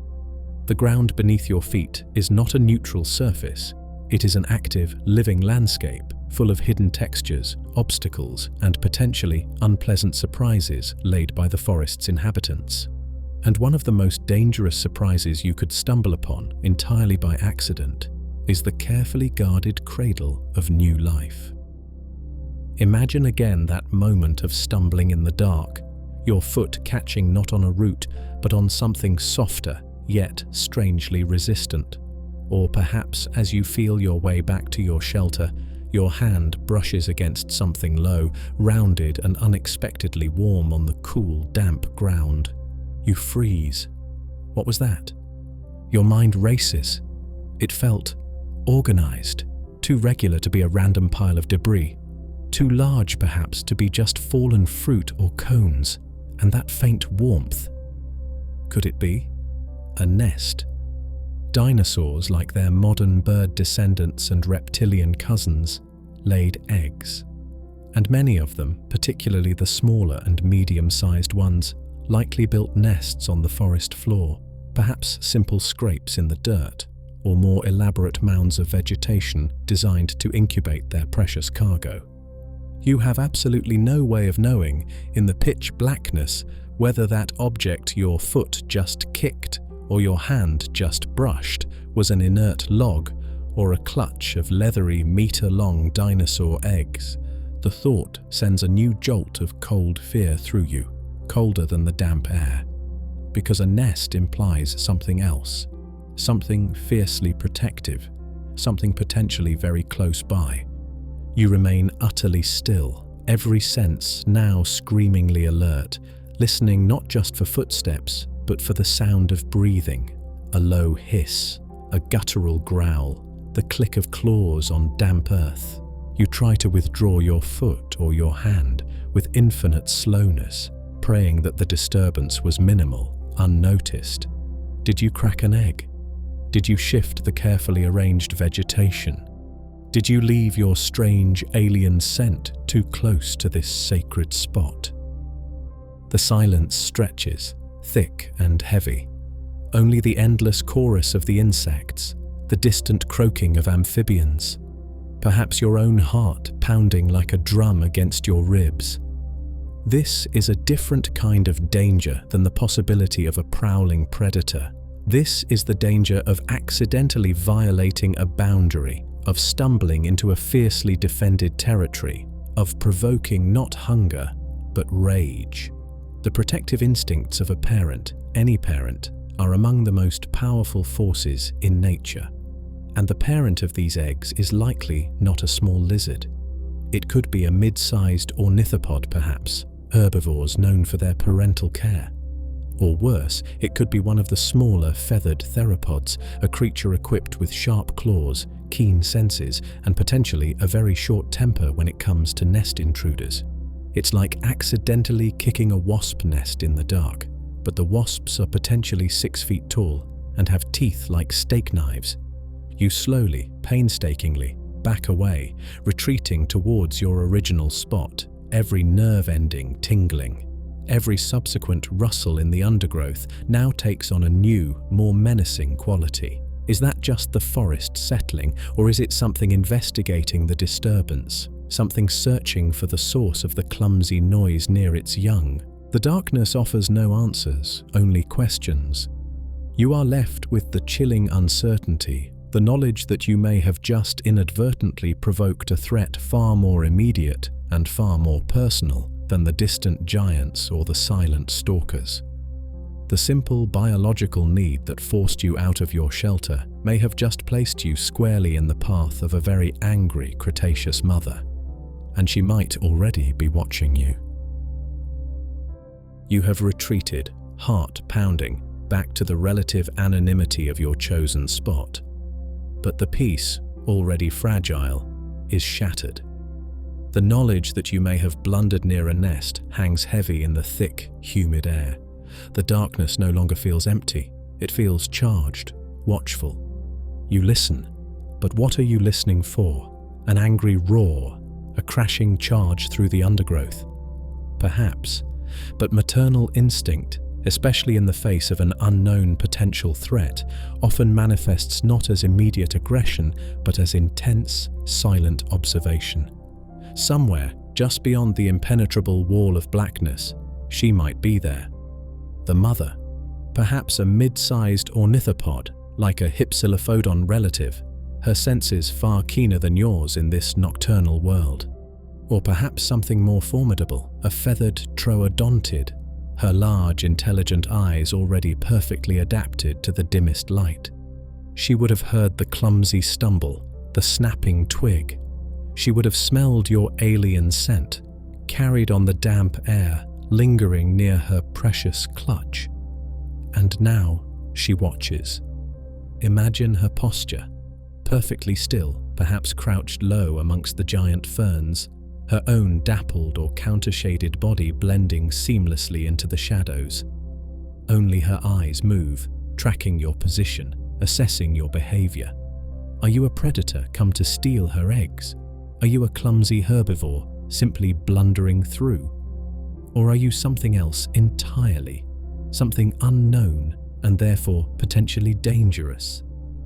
You feel it again, that prickle on the back of your neck, that primal sense of being observed. Is it just your fear amplifying the silence? Or is it the focused, unwavering gaze of a Cretaceous parent evaluating your threat level? Perhaps she emits a low, almost inaudible hiss or cluck, a soft warning signal meant only for her own kind, or perhaps a subtle threat display aimed at you. It's a sound so faint it barely registers above the insect chorus, but your subconscious latches onto it, recognizing it as something directed, something intentional. Or maybe she remains utterly silent, relying on camouflage and stillness, her presence betrayed only by the sudden, localized quiet she imposes. Perhaps the insects in her immediate vicinity fall silent, sensing the tension, creating a small pocket of unnatural stillness in the otherwise buzzing forest. A negative sound print, a silence that speaks louder than a roar. You are trapped in a terrifying stalemate. To move might be perceived as aggression, provoking an attack. To remain still might confirm you are not an immediate threat, but it also leaves you vulnerable, exposed, if she decides otherwise. You have no way to communicate, no way to signal your harmlessness across the vast evolutionary gulf that separates you. You can only wait, frozen, breathing shallowly, hoping that her assessment concludes you are not worth the risk, not worth engaging. The moments stretch into an eternity. Every faint rustle seems like her shifting weight. Every distant snap seems like her approaching footstep. The tension is almost unbearable, a silent, psychological battle played out in the absolute darkness. Will she charge? Will she retreat? Or will she simply continue her silent, unnerving vigil until the first, faint hint of dawn offers you a chance to understand what shares this terrifying proximity with you? The night holds its breath, and the safety of your inadequate shelter feels thinner than ever. The forest is no longer just an alien environment. It feels like a hostile territory, and you have just trespassed. The tense, watchful silence stretches, broken only by the incessant drone of insects and the distant alien calls. Whether the unseen mother dinosaur is still observing you or has silently melted back into the forest, you cannot know. But the incident serves as a stark reminder. You are not just a passive observer here. You are an object in this world, an anomaly that draws attention. And not all attention comes from protective parents. Some might come from pure predatory or perhaps even simple group curiosity. From deeper within the forest, a new sound begins to emerge, subtle at first, easily lost beneath the louder noises. It is not a single rustle, but a series of them, seemingly coordinated. A soft scuffling in the leaf litter here, answered by a faint click or chirp from over there. It sounds less like a solitary creature moving through the undergrowth and more like communication. Your mind immediately jumps to the pack hunters, the intelligent social predators of the Cretaceous, the raptors, or their close kin. Creatures like Deinonychus or similar dromaeosaurs, though perhaps smaller than their famous movie counterparts, were likely pack animals.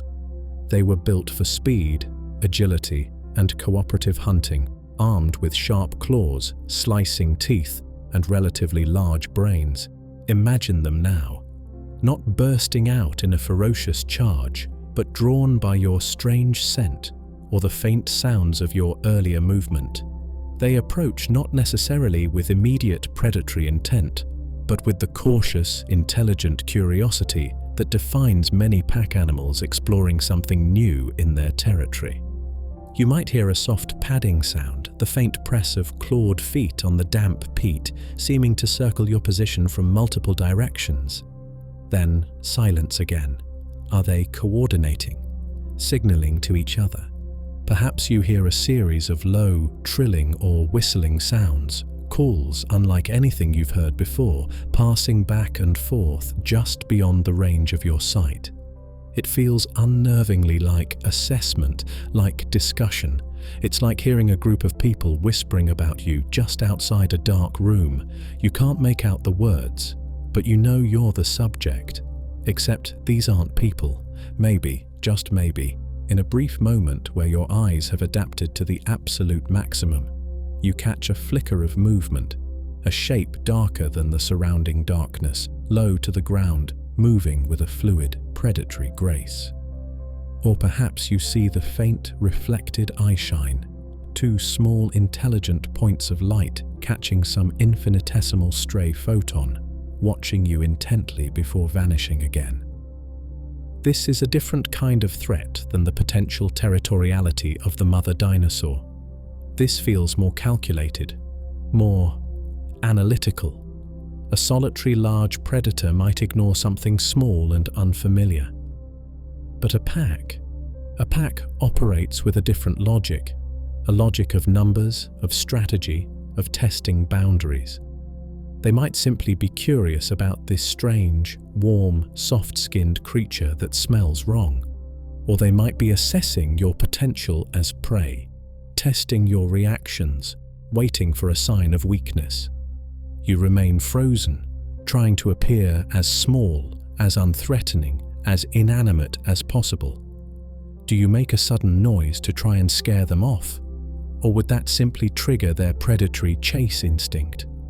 Do you stay absolutely silent and hope their curiosity fades?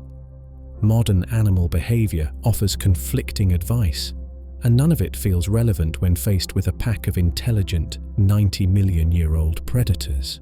You realize chillingly that you are relying entirely on their decision-making, on their assessment of the situation. The soft padding sounds might fade after a while, the trilling calls receding back into the forest, or they might persist, a low-level, unnerving presence just beyond your senses, a silent committee deciding your fate.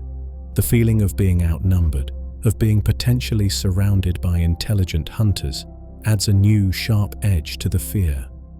The forest is not just full of individual dangers, it might operate with a coordinated, predatory intelligence you are utterly unprepared for. And the threats are not just alive. The very ground you lie upon, the seemingly passive plants, might hold their own quiet menace. As you lie there, acutely aware of the potential eyes watching from the darkness and the unseen movements rustling in the undergrowth, your attention might momentarily shift to the seemingly passive world around you, the plants. In your modern world, a forest floor is generally a benign place. You might trip on a root, get scratched by a thorn, but the plants themselves rarely pose an active chemical threat. Here, in this ancient alien greenhouse, the rules might be very different. The flora itself, the silent, green architecture of this world, could hold its own subtle, insidious dangers you might encounter entirely by accident in the darkness. Consider the sheer unfamiliarity. Every leaf shape, every bark texture, every strange fern frond is biologically unknown to you. You have no innate, inherited, or learned knowledge of what is safe and what is not. That large, invitingly smooth leaf you brushed against as you sought shelter, did it leave behind microscopic, irritating hairs that will begin to burn and itch uncontrollably in an hour? That thick, sticky sap oozing from a broken cycad trunk? Is it merely resin? Or is it a potent skin irritant? A chemical defense evolved over millions of years against creatures that learned long ago not to touch. You simply don't know. Every contact is a gamble. Then there is the possibility of active chemical warfare. Plants, unable to run or hide, often defend themselves with an arsenal of toxins. Modern plants do this. Think of poison ivy, stinging nettles, or the deadly nightshade. But the Cretaceous world, predating many of the complex co-evolutionary relationships between plants and herbivores we see today, might have featured even cruder, more potent, or simply different chemical defenses. Imagine rolling over in your restless attempt to find comfort and crushing the leaves of a small, unseen fern beneath you. Does it release a cloud of spores that are not just allergenic, but actively toxic if inhaled in concentration? Does it exude an oil that causes a severe rash or worse? In the darkness, you wouldn't even know what you had touched until the symptoms began, perhaps hours later, a burning sensation, difficulty breathing, a strange numbness.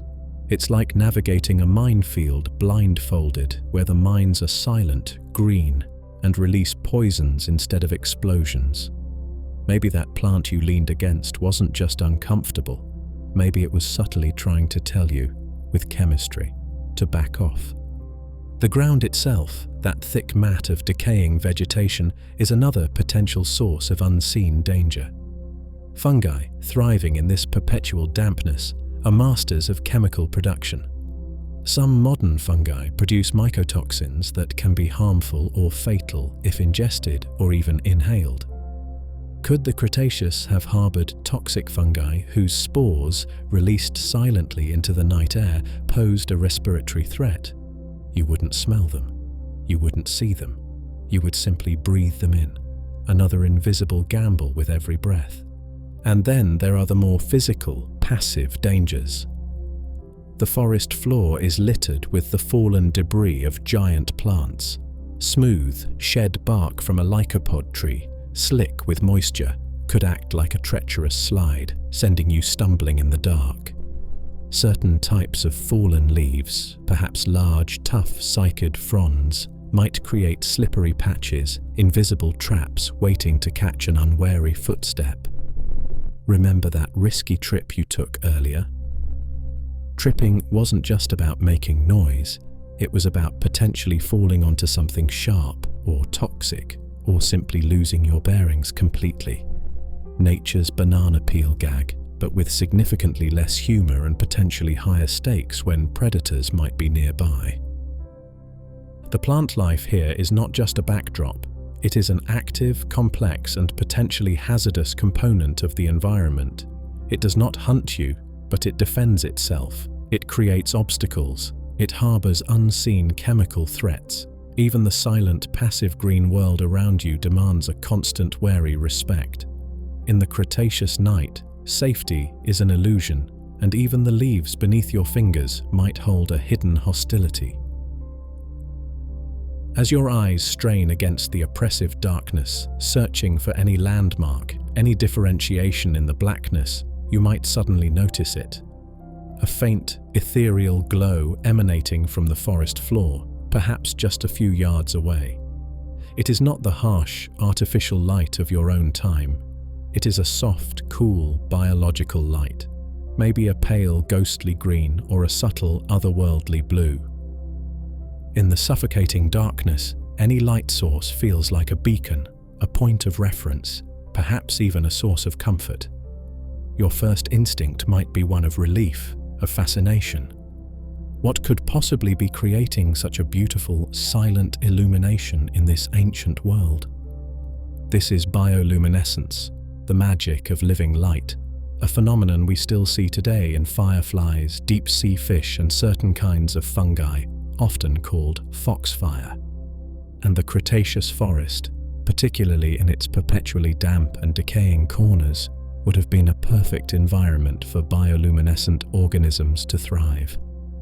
Perhaps the glow comes from a cluster of fungi spreading across a large, fallen log. Imagine the log itself transformed into a ghostly, glowing sculpture, its outlines traced in faint, cool light. The fungi are simply living their lives, perhaps using the light for reasons we don't fully understand. Maybe to attract insects that help disperse their spores, or maybe as a simple chemical byproduct of their metabolism. To them, the light is functional or incidental. Or perhaps the glow emanates from the leaf litter itself, where specific types of bacteria are actively decomposing the dead plant matter, releasing a faint, widespread luminescence across the forest floor. The ground itself seems to shimmer with a cold, internal fire. This living light is undeniably beautiful. It creates pockets of eerie, unexpected visibility in the otherwise total blackness. It might reveal the intricate patterns on a nearby fern frond or the gnarled roots of a giant tree, transforming the mundane into something magical, dreamlike. It could feel, for a fleeting moment, like stumbling into an enchanted forest. But this beauty could also be a profound and potentially lethal deception. What if the light is not just incidental? What if, in some cases, it is a lure? Some modern fungi use bioluminescence to attract insects. Could Cretaceous fungi have done the same? Perhaps attracting creatures that were then trapped by sticky spores or toxic compounds. More insidiously, what if the very organisms creating the light are themselves poisonous? Imagine being drawn towards that soft, comforting glow, seeking perhaps a clearer view of your surroundings, only to accidentally inhale a high concentration of toxic spores released by the glowing fungus. Or perhaps you reach out to touch the glowing log, and your skin comes into contact with harmful mycotoxins produced by the very organism that is lighting your way. Even if the light source itself is harmless, it could create dangerous illusions. The faint, localized glow might trick your eyes, making the surrounding darkness seem even deeper, more absolute. It could distort your perception of distance and shape, making you misjudge an obstacle as you move. It could create fleeting, shifting patterns that your anxious mind interprets as movement, as the eyes of unseen creatures watching from the edge of the light. This biological light, this cold fire of the forest floor, is a perfect symbol of the Cretaceous night itself. Beautiful, alien, and potentially treacherous. It offers a moment of visual wonder in the profound darkness, but it might also be a warning sign, a lure towards danger, or simply another layer of sensory information that your modern brain cannot correctly interpret.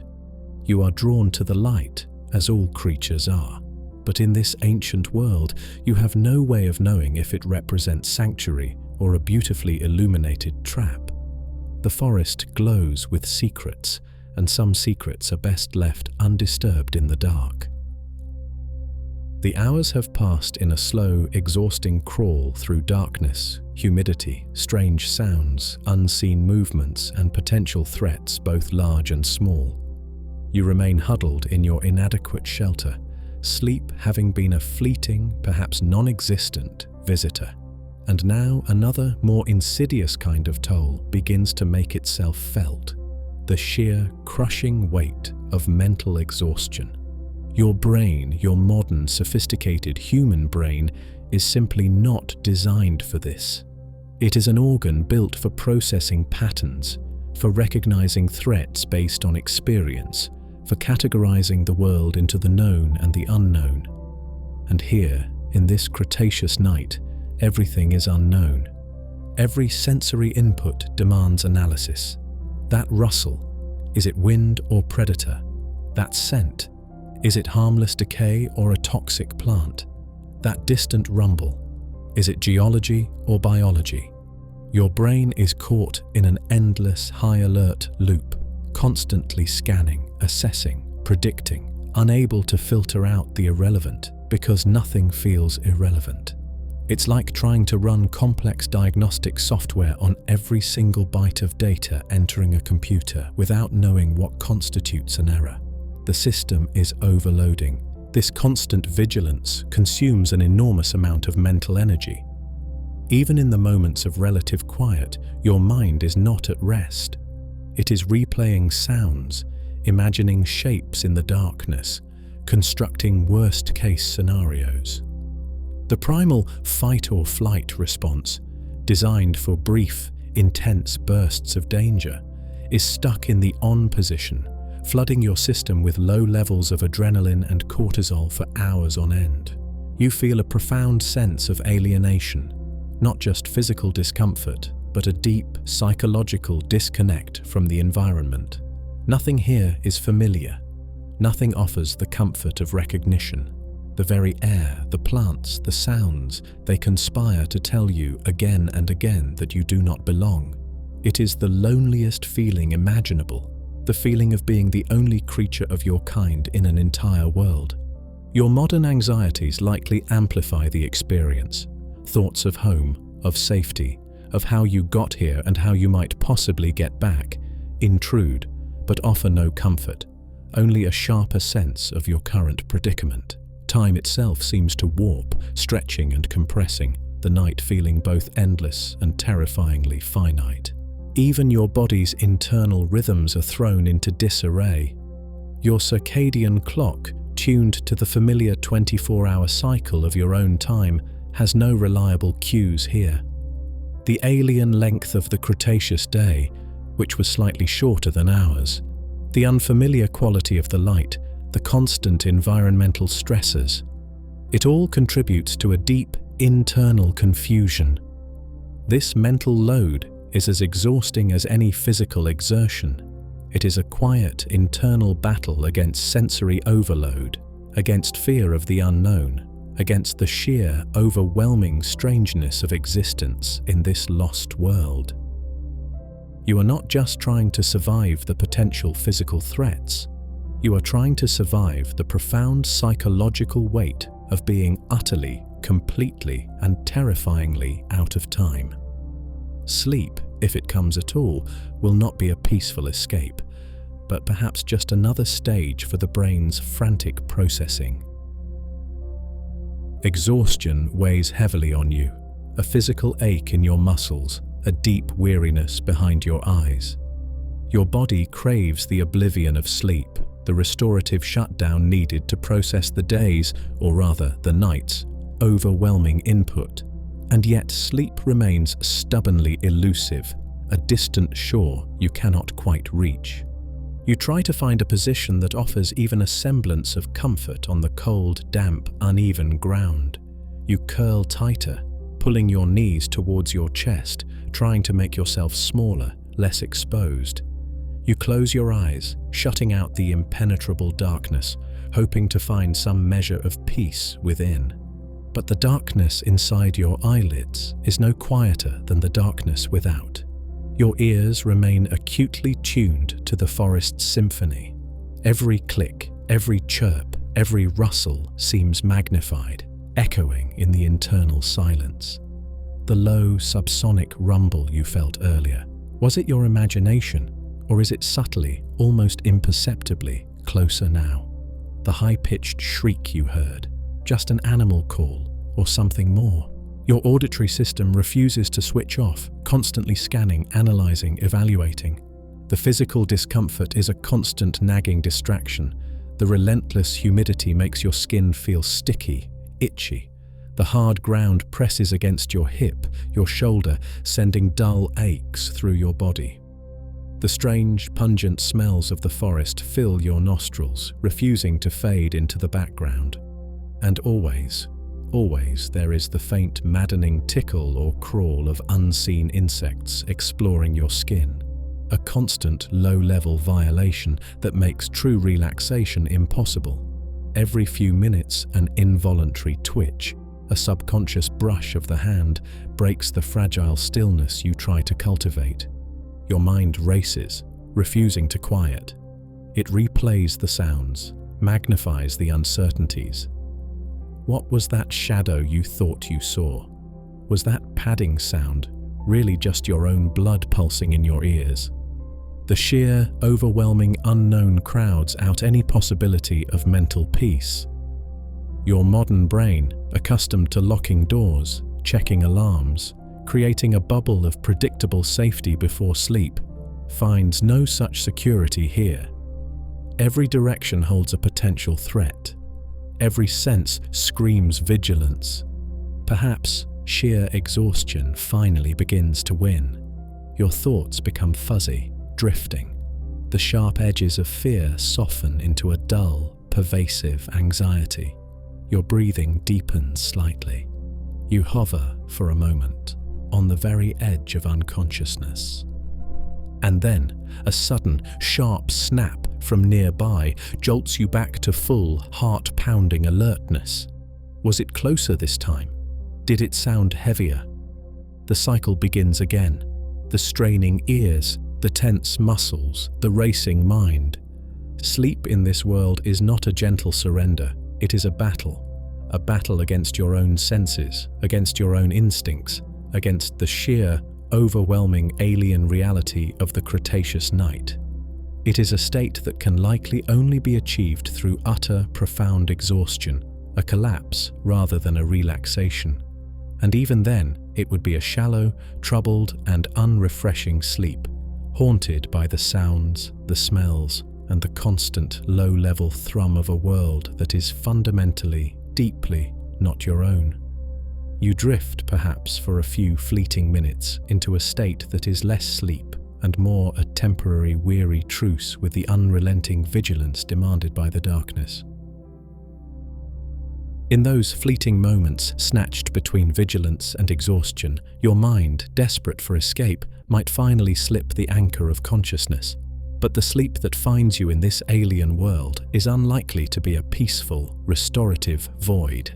Instead, it is a troubled, porous state, a murky borderland where the relentless sensory input of the Cretaceous night bleeds into the fabric of your dreams.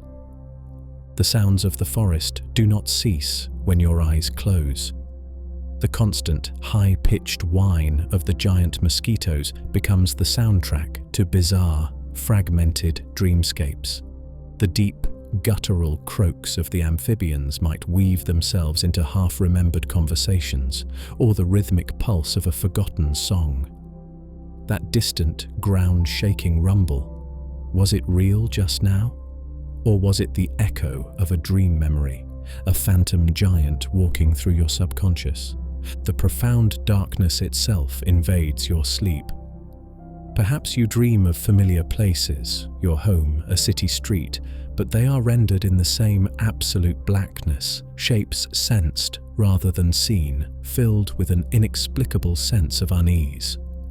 Or perhaps your dreaming mind tries to create light, conjuring impossible, flickering images against the void, only to have them swallowed again by the oppressive reality seeping in from the outside world.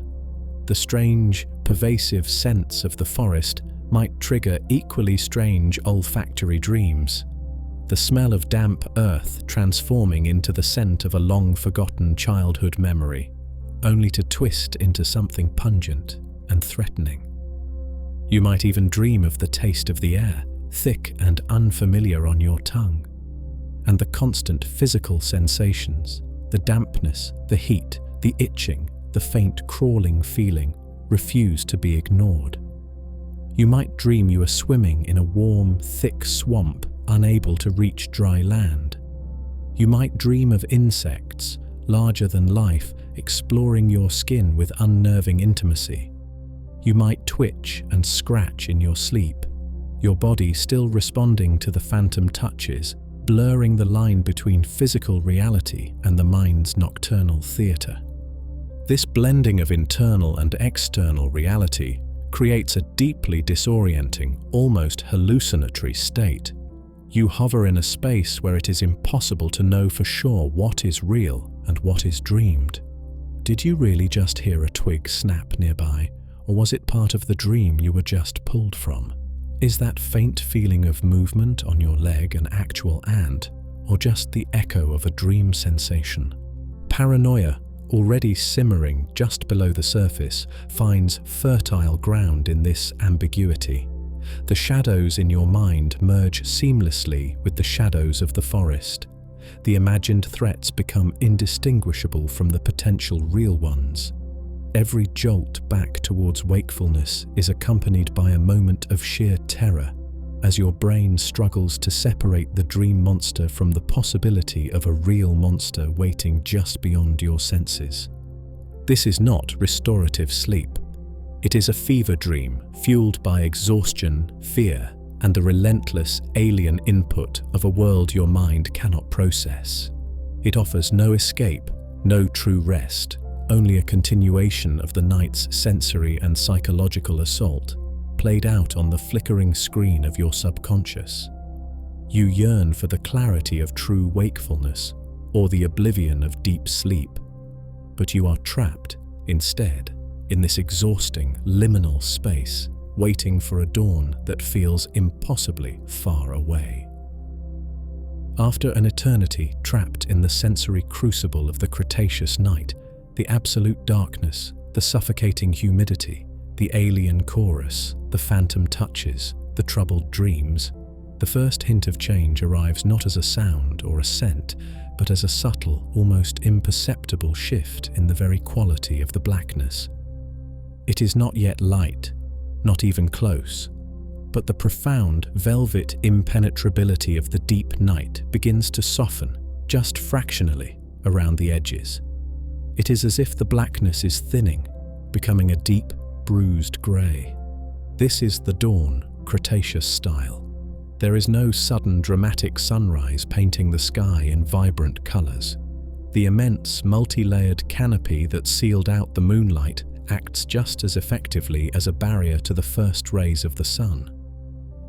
The arrival of day is not an event. It is a slow, grudging, and heavily filtered seep. Imagine lying there, utterly exhausted, your senses dulled by hours of hypervigilance. You might not even notice it at first, but then perhaps you become aware that the absolute void in front of your eyes now has shades. You can just barely begin to distinguish the colossal trunk of the nearest conifer as a shape slightly darker than the surrounding gloom. The intricate fronds of the giant ferns resolve from pure blackness into deep, indistinct silhouettes. The world is not revealing itself in color or detail, but merely in faint outlines, like a charcoal sketch slowly emerging on dark paper. And as this ghostly visibility returns, the sounds of the forest begin to shift. The intense, high-pitched buzzing and clicking of the nocturnal insects starts to fade, replaced perhaps by a lower, more resonant hum as the daytime creatures begin to stir. The deep, guttural croaks of the amphibians might lessen, retreating back towards their hidden pools. New sounds tentatively emerge, perhaps the faint, unfamiliar call of one of those primitive birds, high in the canopy. Not a complex song, but maybe a simple, repetitive chirp or whistle cutting through the damp air. Perhaps the distant crash of something larger moving through the undergrowth, its movements now slightly less cautious in the emerging twilight. The air itself might feel subtly different, still thick, still humid, but perhaps carrying a new scent. The faint green aroma of plants beginning to photosynthesize, or maybe the smell of dew evaporating from the immense surface area of the forest. This slow grey dawn is not necessarily a comforting arrival. It does not bring the bright, cheerful promise of a modern sunrise. It is a slow, reluctant unveiling, revealing the same alien landscape that surrounded you in darkness, now rendered in muted, somber shades of grey and deep green. It offers a measure of relief, yes, the simple fact that the endless night is ending, that the tyranny of absolute blindness is lifting. But it also brings a new kind of awareness. As the shapes around you resolve, you begin to see, truly see, the scale of the world you are in, the impossible height of the trees, the sheer, overwhelming density of the vegetation, the unfamiliar tracks left in the damp peat during the night. The grey light confirms your vulnerability in a new way. You can see now, but you can also be seen. The fragile anonymity of the darkness is gone. The forest is waking up, and you are still here, a small, exhausted, and utterly conspicuous anomaly in its ancient green heart. The struggle for sleep may be ending, but the challenge of surviving the Cretaceous day is just beginning. Slowly, painfully, you pull yourself from the troubled, shallow depths of whatever passed for sleep. The forest is brighter now, though still filtered into a perpetual damp twilight beneath the colossal canopy. The world is rendered in shades of green and brown, the starkness of the night replaced by the overwhelming, almost suffocating presence of vegetation. The first sensation is physical. Every muscle in your body aches with a deep, profound stiffness. You spent the night coiled in an unnatural defensive posture on the hard, unforgiving ground. Your back protests, your neck is stiff, your limbs feel heavy and unresponsive. It's the feeling of having run a marathon in your sleep, fueled by adrenaline and low-level terror. Then there is the dampness. It has seeped into everything. Your clothes, hypothetically, cling to you like a cold, wet shroud. Your skin feels clammy, pruned, as if you've spent the night in a lukewarm bath. A deep, bone-chilling dampness seems to have settled into your very joints. You push yourself upright, a wave of dizziness washing over you from exhaustion and perhaps dehydration. Your mouth is dry, your throat scratchy from breathing that thick, spore-laden air all night. You are coated in a thin film of grime, a mixture of sweat that never evaporated, condensed humidity, and the fine particles of ancient dust and peat that seem to coat every surface. You feel profoundly unclean, both inside and out. It's the kind of deep systemic grubbiness that a simple wash wouldn't fix. But the physical toll is only half the story. The mental aftermath is perhaps even more profound. Your mind feels foggy, sluggish, yet strangely hyper-alert at the same time. It is the signature of profound sleep deprivation, combined with the lingering residue of hours spent in a state of high anxiety. Your thoughts move slowly, as if wading through the thick, humid air itself. Yet, every small sound, a leaf falling, an insect buzzing nearby, still triggers an involuntary jolt, a phantom echo of the night's constant vigilance. There is a deep sense of dislocation, of unreality. The world around you, now visible in the muted light, seems too strange, too overwhelming to be truly real. The colossal ferns, the alien trees, the sheer scale of the vegetation. It feels like a dreamscape, a hallucination brought on by exhaustion. And yet, the dampness on your skin, the ache in your muscles, the strange smells in the air, these are undeniably real. You are caught in a disconcerting limbo between the dreamlike quality of the environment and the stark, physical reality of your presence within it. You feel exposed, terribly, nakedly exposed. The darkness, for all its terror, offered a kind of anonymity. Now, in the grey light, you feel visible, conspicuous, a small, soft, pale creature, starkly out of place in this world of green and brown giants. Every shadow seems deeper, potentially concealing watchers. The forest feels less like a random collection of plants, and more like a single, vast, interconnected entity, aware of your intrusion. And perhaps the most pervasive feeling is one of profound alienation. You survived the night, yes, but you did not belong to it. You were merely an anomaly, a foreign object that somehow passed through undetected or perhaps simply ignored. The forest continues its ancient rhythms around you, utterly indifferent to your presence, your fear, your survival. You are a ghost from the future, haunting a world that has no name for you, no place for you. You survived, but you did not rest, you endured. And as you slowly, stiffly begin to take stock of your surroundings in the grey Cretaceous dawn, the overwhelming instinct is not one of triumph, but of a deep, weary, and urgent need to escape, to return to a world where the air is thin, the sounds are familiar, and the ground beneath your feet does not feel quite so alive. And so, the grey light strengthens, revealing more of the alien yet strangely beautiful world around you. The immediate, suffocating terror of the absolute darkness begins to recede, replaced by the stark reality of your situation, illuminated by the muted dawn. You made it through the night, a night spent not in restful slumber, but in a state of hyper-aware, exhausted endurance, a night lived on the raw edge of survival, in a world not meant for you. This hypothetical journey, this thought experiment of placing a modern human in the heart of a Cretaceous forest night, is more than just a flight of fancy. It is a profound exercise in perspective. It forces us to confront, in the most visceral way, the sheer depth of time that separates us from that lost world, and the immense fundamental changes our planet and its life have undergone. It reminds us that the world we inhabit today, with its relatively stable climate, its familiar flora and fauna, its breathable air, its predictable rhythms, is not a given. It is a specific and perhaps temporary configuration, born from billions of years of geological and biological evolution.